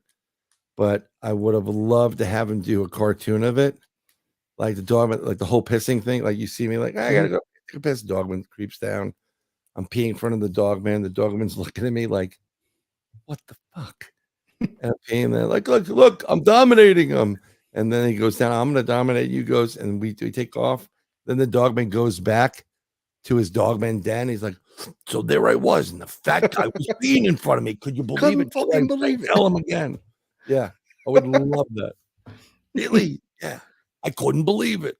So again, it sounds like Rick and Morty. Just goes back. You're not going to believe this shit. The Dogman goes home and takes his fur coat off and throws it down. What's wrong? Not now, Helen. Exactly. Get no what kind of people be in front of you like this? I get no respect at work anymore. God, leave it outside, Jake. They did that. They did that exact storyline with Freddy Krueger. He's like, not inside, outside. Freddy Krueger came home mad and nobody was scared of him anymore. Ooh. Based on the legit seeming Bigfoot reports and prints, the more good. That's a science. I can't read that. The morphology is clearly Homo sapien. Morphology. Is that like the Power Rangers? Let me tell you something, and I'm just going to say it straight up. I studied physics before, just as they were doing the Gotta string take that theory. down. Yeah, Okay. yeah, exactly. I was waiting for you to catch that last Yeah. piece. That's not a good thing to have. I think I know why your comments get removed, Locke. Yeah. So I studied physics in the beginning of quantum physics, and I studied astronomy, and I thought about being an astrophysicist because I love that stuff. And then I realized, what am I going to do with my life? I'm going to work at a university, have to publish books, whatever. It's going to be a waste of time. So I do study a lot of these things. Over the last 10 years, the fossil record, all the scientists and all the science crap that's been out there has been debunked. It's not real. It doesn't matter what it morphs into, Locke, because I don't believe that the scientific record is fact. They've been hiding stuff from us for the longest time, trying to steer you into a narrative. And they're doing that now. They do that a lot, and I don't know why. I don't know what they're trying to It's accomplish. control. It's control. I don't understand why we can't know about Bigfoot or can't know that aliens exist. Well, that's what I was going to say, Mr. Duffy, that I think they love the fact that this creature can go and camouflage itself, and it's a killing machine for the most part. Mm-hmm. I've heard some BS stories of I put my hand down the Dogman's mouth, and I'm like, oh, here we go. Really, you did? No. Yeah, I think really did that.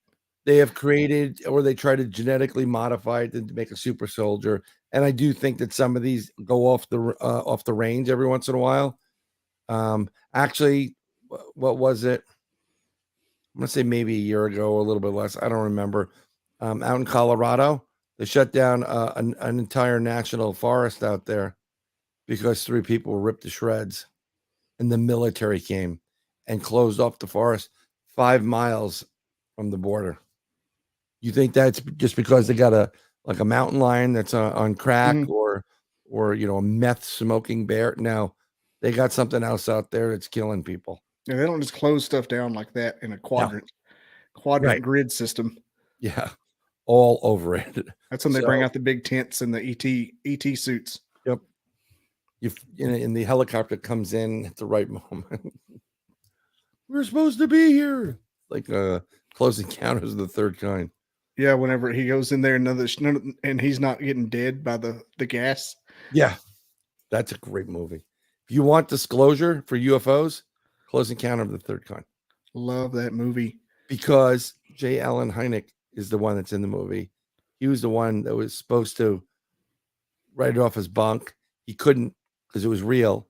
And at the scene where the ETs are coming in on the mountain, exchanging people, he comes and he's just right there in his face, and he's just staring there looking at him. There's your disclosure. Here's a little pipe.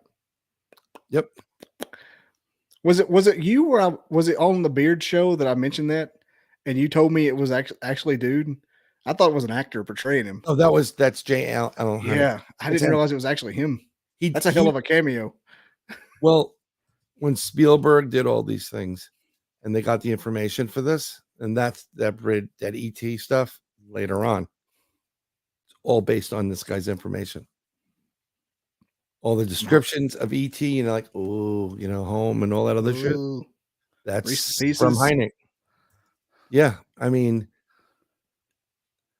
that I believe that is very, very somewhat based on an actual event that took place.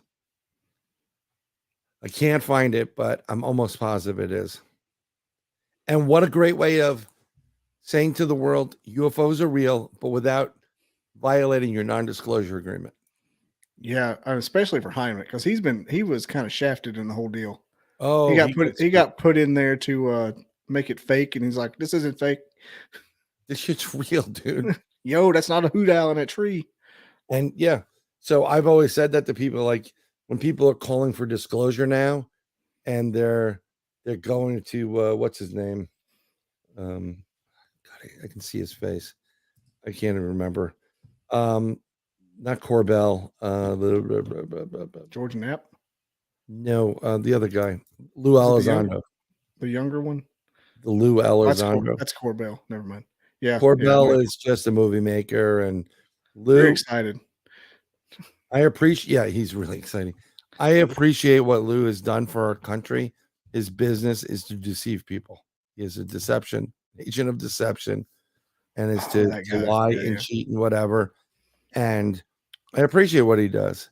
But if you believe anything this man's telling you, you're a fool.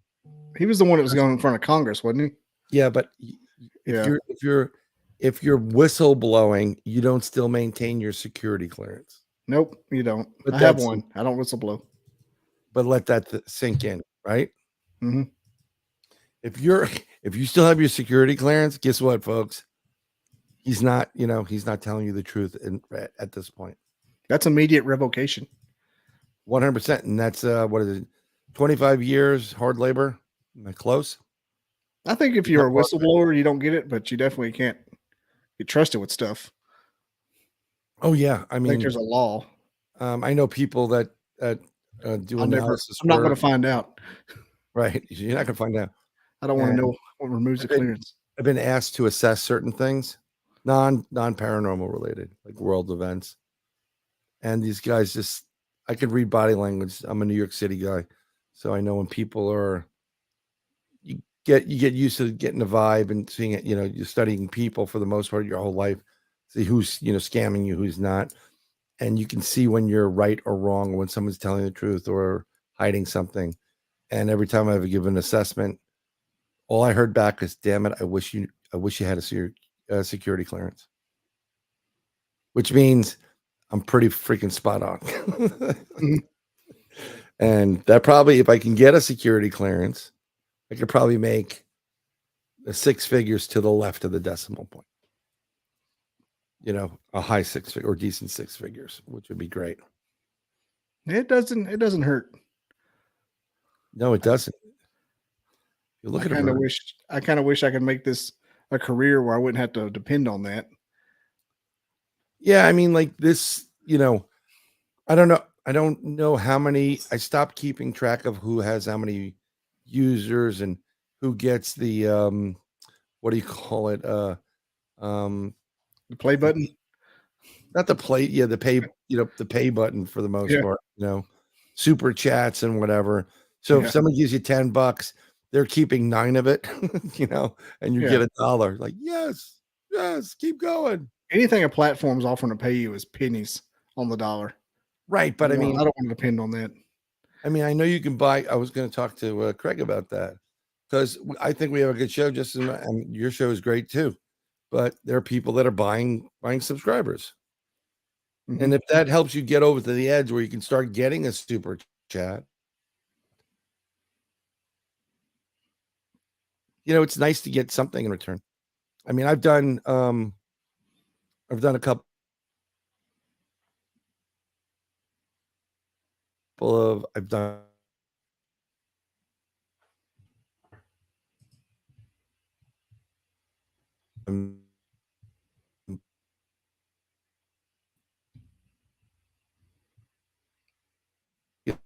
hope it's not my internet messing up.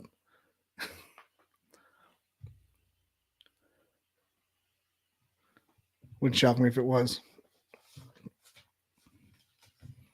Yep. We're spinning. There we go. Am I back? Yeah, I thought it was. I couldn't tell who it was. Well, you were just looked like you just smoked. You were going bong, bong, bong, bong, bong, bong, bong. Yeah, I got these Google nipples that are supposed to extend my Wi-Fi. Yeah. They're called Google Nest, but they look like nipples. Google nipples. And they just don't work right. So the solid evidence. Oh, here we go. One variety of sciences studied during my 11 years university. Tear the corrupted science apart. No problem. If you brought in any DNA to get tested and you went on the university level or mainstream, they'd be at your house in a heartbeat. Yeah. I'll be taking that Bigfoot penis. It makes you wonder if that's not part of the reason. I thought of it before, that the government takes the good pictures as soon as they surface, like just eliminates them. Damn, that's a good shot. Possibly. Well, I mean, getting back to, here's why the best footage, in my opinion, is Patterson-Gimlin film. Because when you have, and this is why when you have a Bigfoot encounter, when you have a ghost encounter, when you have a paranormal encounter, your battery's drained. Yep. I just put fresh batteries in here. Yep. Every time. That's because when you're trying to convert energy from one form to another, it takes more energy to do the conversion than you're going to get. Science. It's right there. So when these Bigfoots do their conversions, or they don't want to be seen, they draw energy, and they're able to pull energy out of the camera to help in their conversion process. And when they're taking the pictures, you're going to get a blurrier picture. It's going to work slower than it should, or faster, or whatever. So, and the Patterson-Gimlin camera was just spring loaded. Nothing to screw up. Ding, ding, ding, ding. Exactly. Same with Nope. Which one? Nope. You know, the cloud alien movie? Exactly. But another thing is, when these creatures aren't aware that you're doing it, then they don't have to go on to a defensive posture and put up a camouflage. Case in point, the Eagle Cam Nest camera, forgot where it is, was filming down. You can see the nest, but you can see below down to the ground. And there was a young Bigfoot, looked like a monkey, swinging around and having a great time down there. Had no clue it was being videotaped. I remember seeing that when people were screaming it was a hunter. This is great. This is a great quote. Duff will ruin your evening. No, this is exactly, this is perfect. You get him stirred up. I can tell we've been on long enough because Duffy's every comment. Dogman attacks are actually on people who are elderly or on drugs or under the influence. I thought that's a good comment though. Same with humans. I think dogmen will just take whatever the hell they want. Really, really smart creatures. Really smart. They like typical of pack mentality. You know, they travel in pairs, or if not a pack, and they know exactly what they're doing, and they scare the crap out of people purposely. They're also curious, but they know that they're going to scare the hell out of them.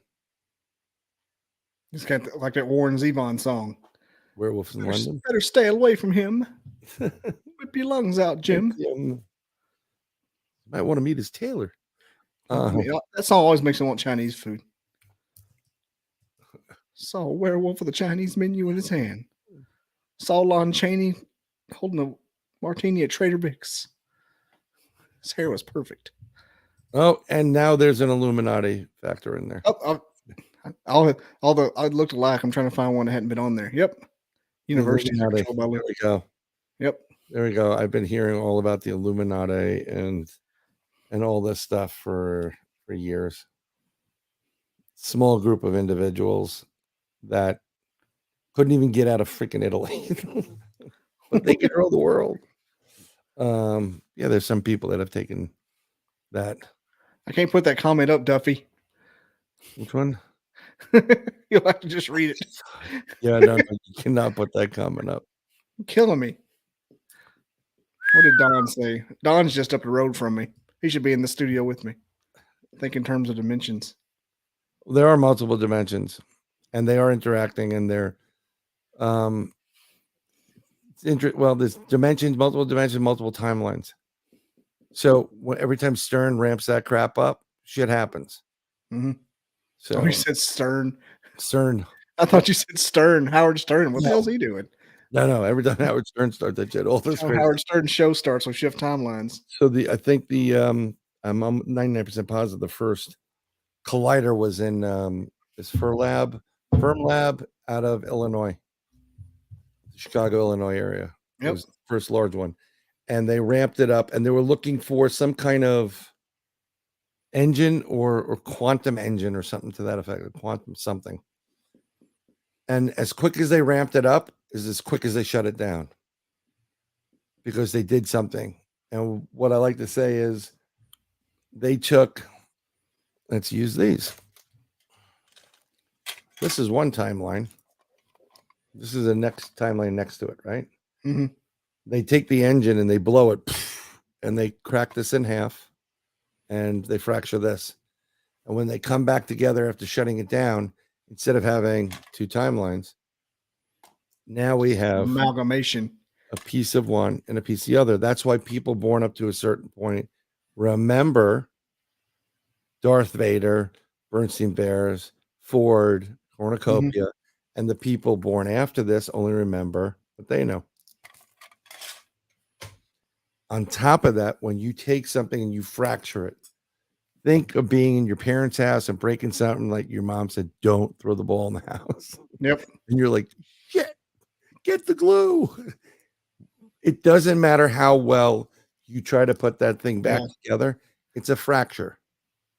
It's and broken. Because of the fracture in that area, it allows things to creep through the fractures. This is why over in Chicago, they have the flying humanoids, the bat. They all look like Mothman. Where do you think they come from? Now, one guy's going to tell you they're interdimensional, and I don't buy his theory. I mean, they're ultra terrestrials. I don't buy that. Yeah, I think they are interdimensional. They come from different dimensions. They saw the crack and they come through, and they're hanging there like now they're trying to figure out how to get back, but they can't find the crack again. And this always happens when there's energy. Or like a lightning strike or something. Huge amounts of energy fracture certain things. Like case in point on the Mothman, because they do look like the Mothman for the most part. Mm-hmm. These beings. Where did the Mothman hang out all the time? The dynamite factory, the antique factory. You don't think that shit blew up a couple of times? It creates many fractures. If you start playing with these things in that capacity, you don't know what you're fracturing and opening up. And that's what the nukes did. Right. Exactly. Blowing up timelines and atoms in between dimensions. I mean, every time that they ramped up CERN, everything's changed. This was not last year, the year before last. I knew something was going on. I felt it. Around July 4th weekend, they ramped up CERN, shut it down, and the next day, all these world leaders, they all retired. I'm leaving office. I'm leaving office. I'm leaving office. They changed the timeline. And I think they've been messing around with the timeline because they're trying to predict the narrative. They're trying to get us into some spot. When in the history, I don't know how old you are. I don't even know how old Duffy is or Lockbeard or whatever. I'm 40. I'm a man. I'm 40. Okay. So you're in that good zone. I remember all that Growing up, you would get people and they'd have fights and country would have fights, blah, blah, blah, and then fight for a split second and then it would come back to normal. We just been anger, the whole freaking thing. This whole world has changed from what I remember. And it's not because we have more people on or whatever. I think we went from a timeline where everybody's fighting with everybody to, which is going to suck for those guys because that half on the other timeline is like, why are you so angry, Bill? Bobby, why are you so angry? Calm you down. really should talk to somebody. I fucking hate it here. I just want to fight a war. It reminds me of the sounds like the John Lovett critic. Why are you so angry? Yeah, why are you so angry? Duffy has Bigfoot DNA. Who does? Duffy on lollipop sticks. He gets him to lick Really? it. Where do you send it? Doesn't matter where you send it. It's going to be taken from you, Duffy. Yeah. You want to find somebody near a university that you're friendly with that works in the genetics end of the university that can do university testing on genetics because it doesn't cost $20,000. Find a kid that needs to do a DNA project and say, here, oh, you need to do a DNA project? Here, I got some DNA for you. Just output it for me. And they'll do it and they'll sequence it and it won't work. And they're like, this is the weirdest DNA I've ever had. And then you'll get some results. I wonder if there's like a kit. Well, I don't know. It's like a kit, like a pregnancy test, but it's not the same thing. No, it's a lot more complex. But eventually they'll have that. As long as DNA, Sasquatch were probably taken. Right. Well, I had some stuff. I had actually on coming from New York down to Florida when we were looking for houses, we drove. And I have a wife. Florida. Who? Florida. Florida. Florida. On the Boca. We're living in Boca right now. I'm not in Boca. I'm actually near it, but I'm not in Boca. I'm in horse country. I don't have fucking horses, but yeah, we're in horse country. Better get one. Yeah, well, of course. I'm just gonna go out and buy one for $10. They sell them. Oh, there you go. You sell them? No, I said they sell them. Oh, I know people that do. Anyway, there are polo country. They do a lot of polo here. Basically, hockey with horses. Mm-hmm. And a lot of Argentinian drivers. So when we're coming down, I know the trip. So we when you get to Fayetteville, you're an hour away from Florence, South Carolina. Mm-hmm. And the first time I went down, I stayed at Fayetteville, but I figured and I calculated that if I go that one extra hour to Florence, somehow it cuts off a lot more time on the trip. So this is late at night. We're getting down towards getting down to the highway, and I'm using Waze. So I have my Waze app, and they take me off the road at 3, at Fayetteville, and because they closed the whole 95 down. I'm like, who the hell closed a major highway down, right? The big one. Yeah, it's a really big one. So that I guess they're doing some construction. So they take me off and they go on Route 301, which is more like a country road, rural road 301, whatever. And I'm dying for a cigarette at that point. Everybody's passed out. I'm an hour away. It's like 11:45. I know I'm going to be there at 1. Making pretty good time. But I also saw something in the sky. It looks an object that's going red, orange, green, blue, yellow, purple burst. I'm like, that's different. That's really different. So I pull over, shut the light off in the car, leave the car running. And I close the door, I smoke my cigarette, I'm watching it, and it's go red, orange, yellow, green, blue burst. And then it's getting brighter and it's sending there a beam. And then it's totally not, it's not a star and it's not a constellation. My problem is I wish I have a psionics. I don't know if you guys know what that is. It's a night scope. It's great. I wish I had it. I would have recorded the whole thing. And I'm looking and I'm watching it, but I'm also near Fayetteville, which is Fort Bragg. So I could have a drone here. I don't know, but it's really cool. And I'm like, smoke my cigarette. And the next thing I know, I'm in my car and I'm waking up and I'm like, my head hurts. I'm like, what the F? How did I get in the car? So I look, my Waze is there. I tap it and it goes, I wake up my phone and it says, do you want to continue? I said, sure.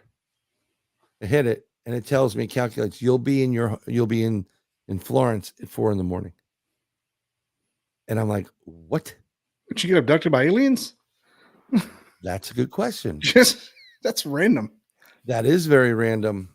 And so I'm not like, okay, I'm kind of bugged out. I'm like, I know I was outside. It's 11:45. I know I was going to get there 1. I always keep the kid. Now it's saying 4. I don't know how I got in the car. So whatever. I said, okay, let me just figure this out. I'm tired, whatever. Let's get down there. I get down there and my wife wakes up. Everyone in my car, my head hurts. And everybody has a headache. And I woke up with a headache and nobody complains in my car. My kids don't complain. My wife doesn't complain about anything but me. So, and she's like, what time is it? I said, it's 4 a.m. She goes, what took us so long? And I told them, well, they shut the highway down. I can't tell them, oh, we got abducted by freaking aliens, So whatever, we go upstairs, get in the hotel, we sleep, get up a little bit later because we gotten late. My youngest goes, Dad, can you help me with my shirt? So she takes her pajamas off. And I notice on the pajamas and the bed, there's like a red spot, small red spot. It's a blood stain.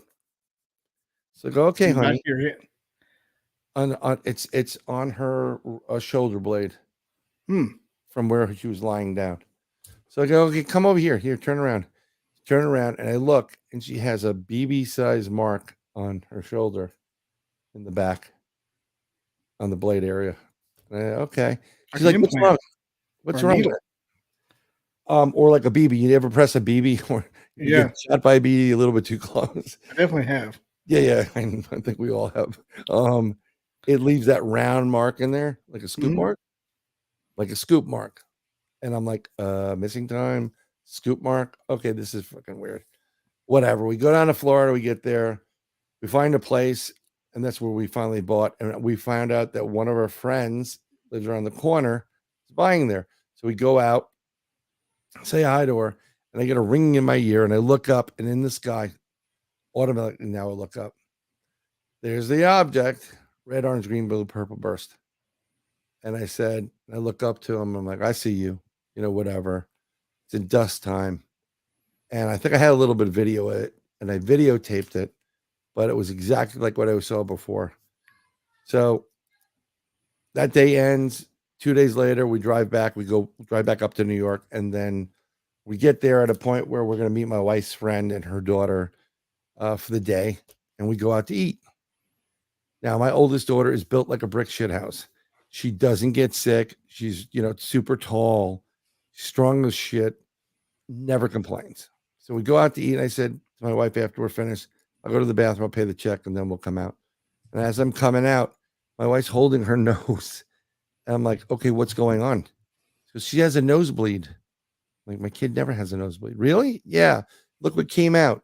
And she pulls out something from her nostril. Oh my God, do you have it?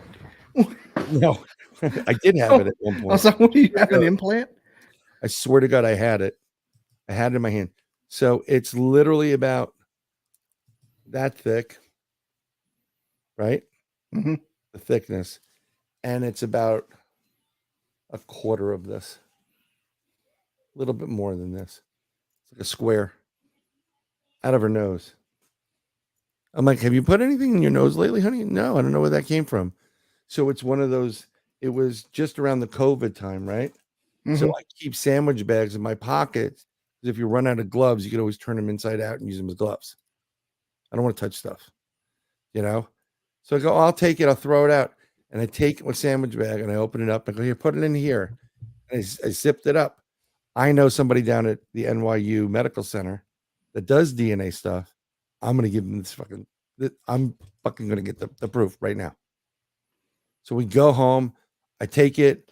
I put it down there. I said, don't forget. Let me, remind me to put it in the refrigerator. I was home within 30 minutes from that incident.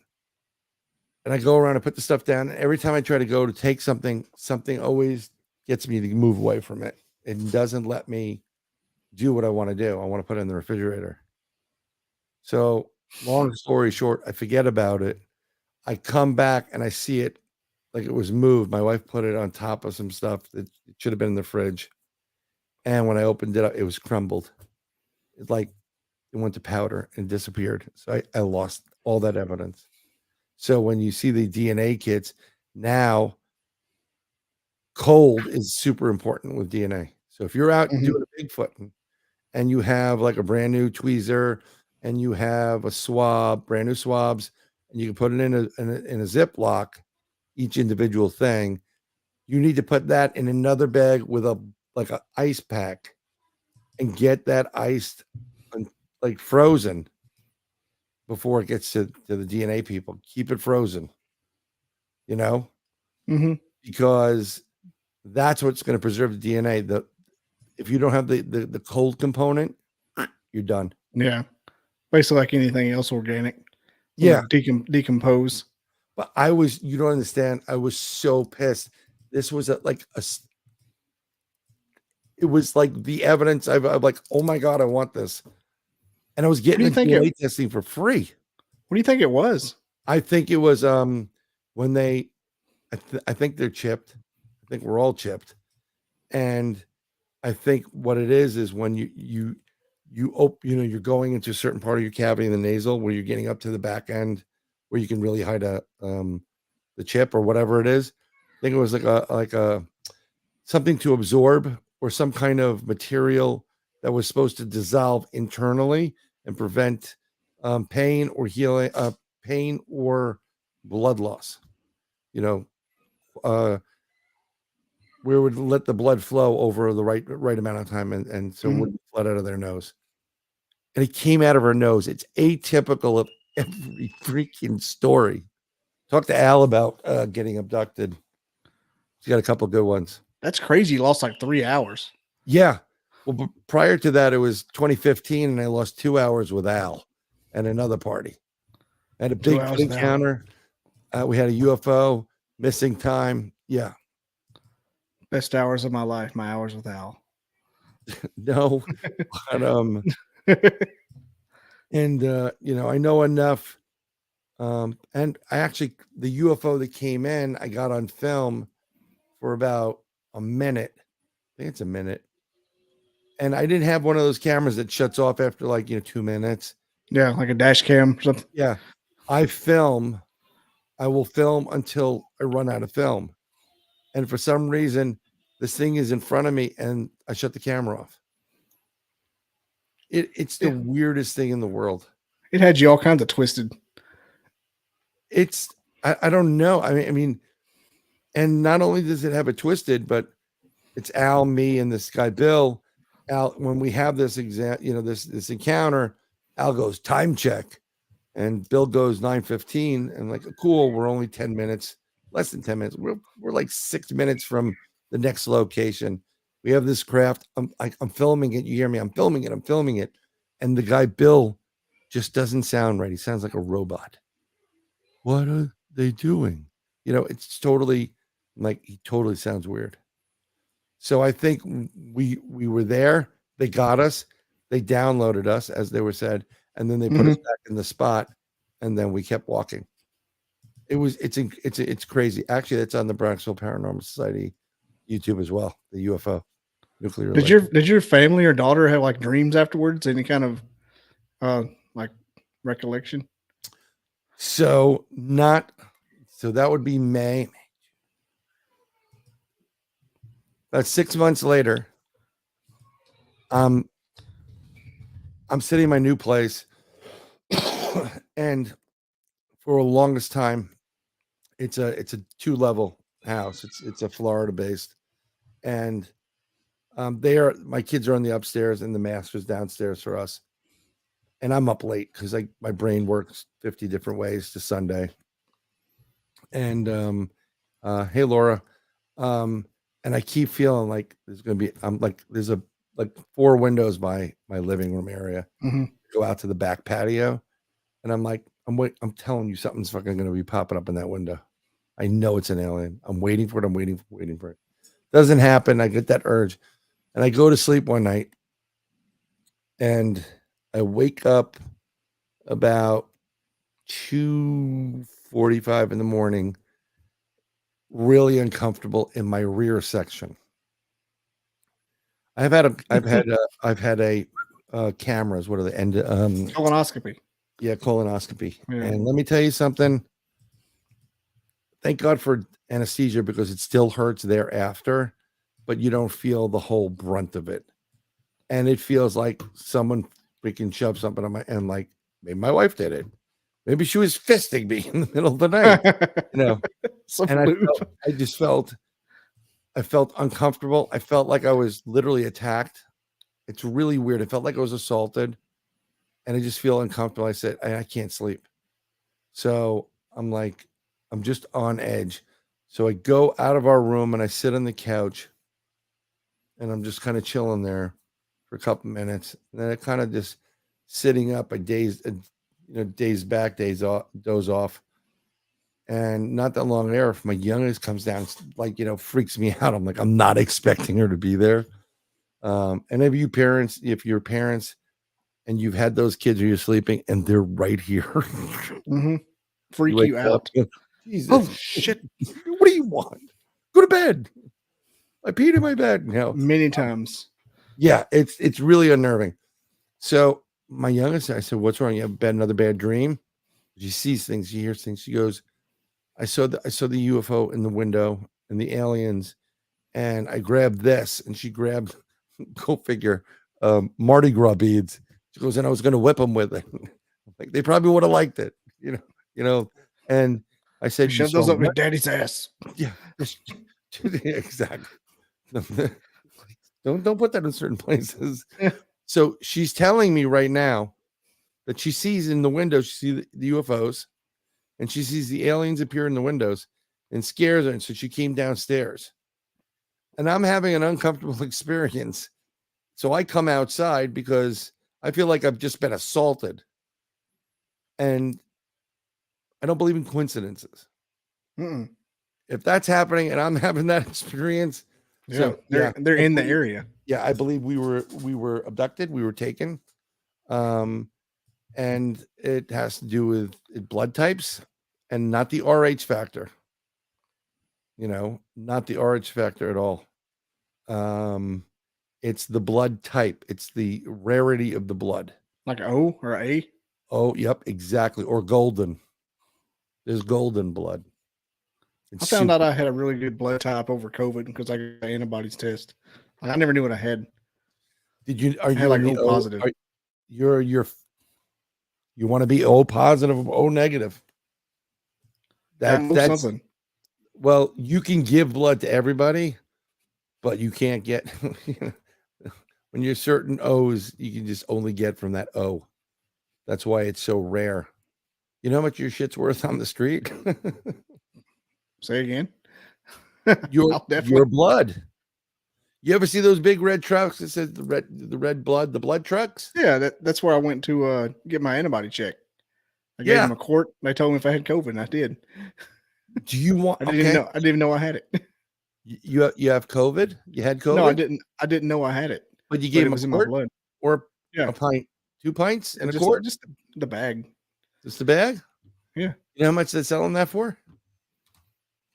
I don't know. Blood. When you give blood to that company, they get $15,000 a pint. I didn't know they sold it. I thought they'll give you $25 to come in, maybe even 50. They gave me a hat. There you go. I got a hat, and I wanted that damn hat Please too. Donate again. Thank you very much. Let me tell you, I'll wrap it up here in a second. But that was an experience. That was an experience. But I drank a ton of coffee. Yep.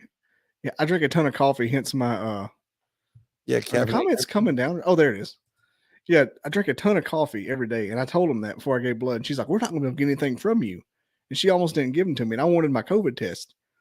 And I'm like, I assure you, I have veins. I drink a gallon of water and the coffee. I'm like, I stay hydrated. I have oral fixation, so instead of smoking, I drink coffee and drink water. And she did it, and I filled it up in like 2 minutes. She's like, "Damn, I didn't think he was ever going to do it."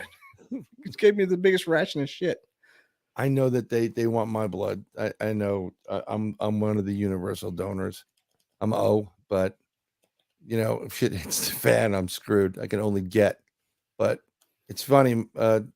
Out of the 4 of us, 2 are positive, 2 are negative. So at least there's a blood donor. Think the aliens like the O's? Yeah. If you're building a house, don't you need a base for something to build on? And you have to have the proper base or foundation. There you go. Kind of like the amphibian DNA in Jurassic Park. Yep. There you go. Or the unfertilized emu ostrich eggs. Jurassic Park is great. Unfertilized emu ostrich egg. Oh. And on that note, we will wrap it up because when I get to Jurassic Park, that means my nerd thing is just kicking off a fire. And it could go for another 7 hours, so we'll have to end it. Oh, you get Al and I on one time together after you do Al? We'll be here for 4 or 5 hours. That sounds like a good Friday night one there, by the way. I mean, trust me. We can just keep talking. Everybody's like, "Can you do 2 hours?" And we're like, "That's a fucking appetizer, dude." Yeah, it's like a pig in a blanket for us. I save the that kind of stuff for Friday nights because I know it's going to happen, like the UFO reverends and stuff.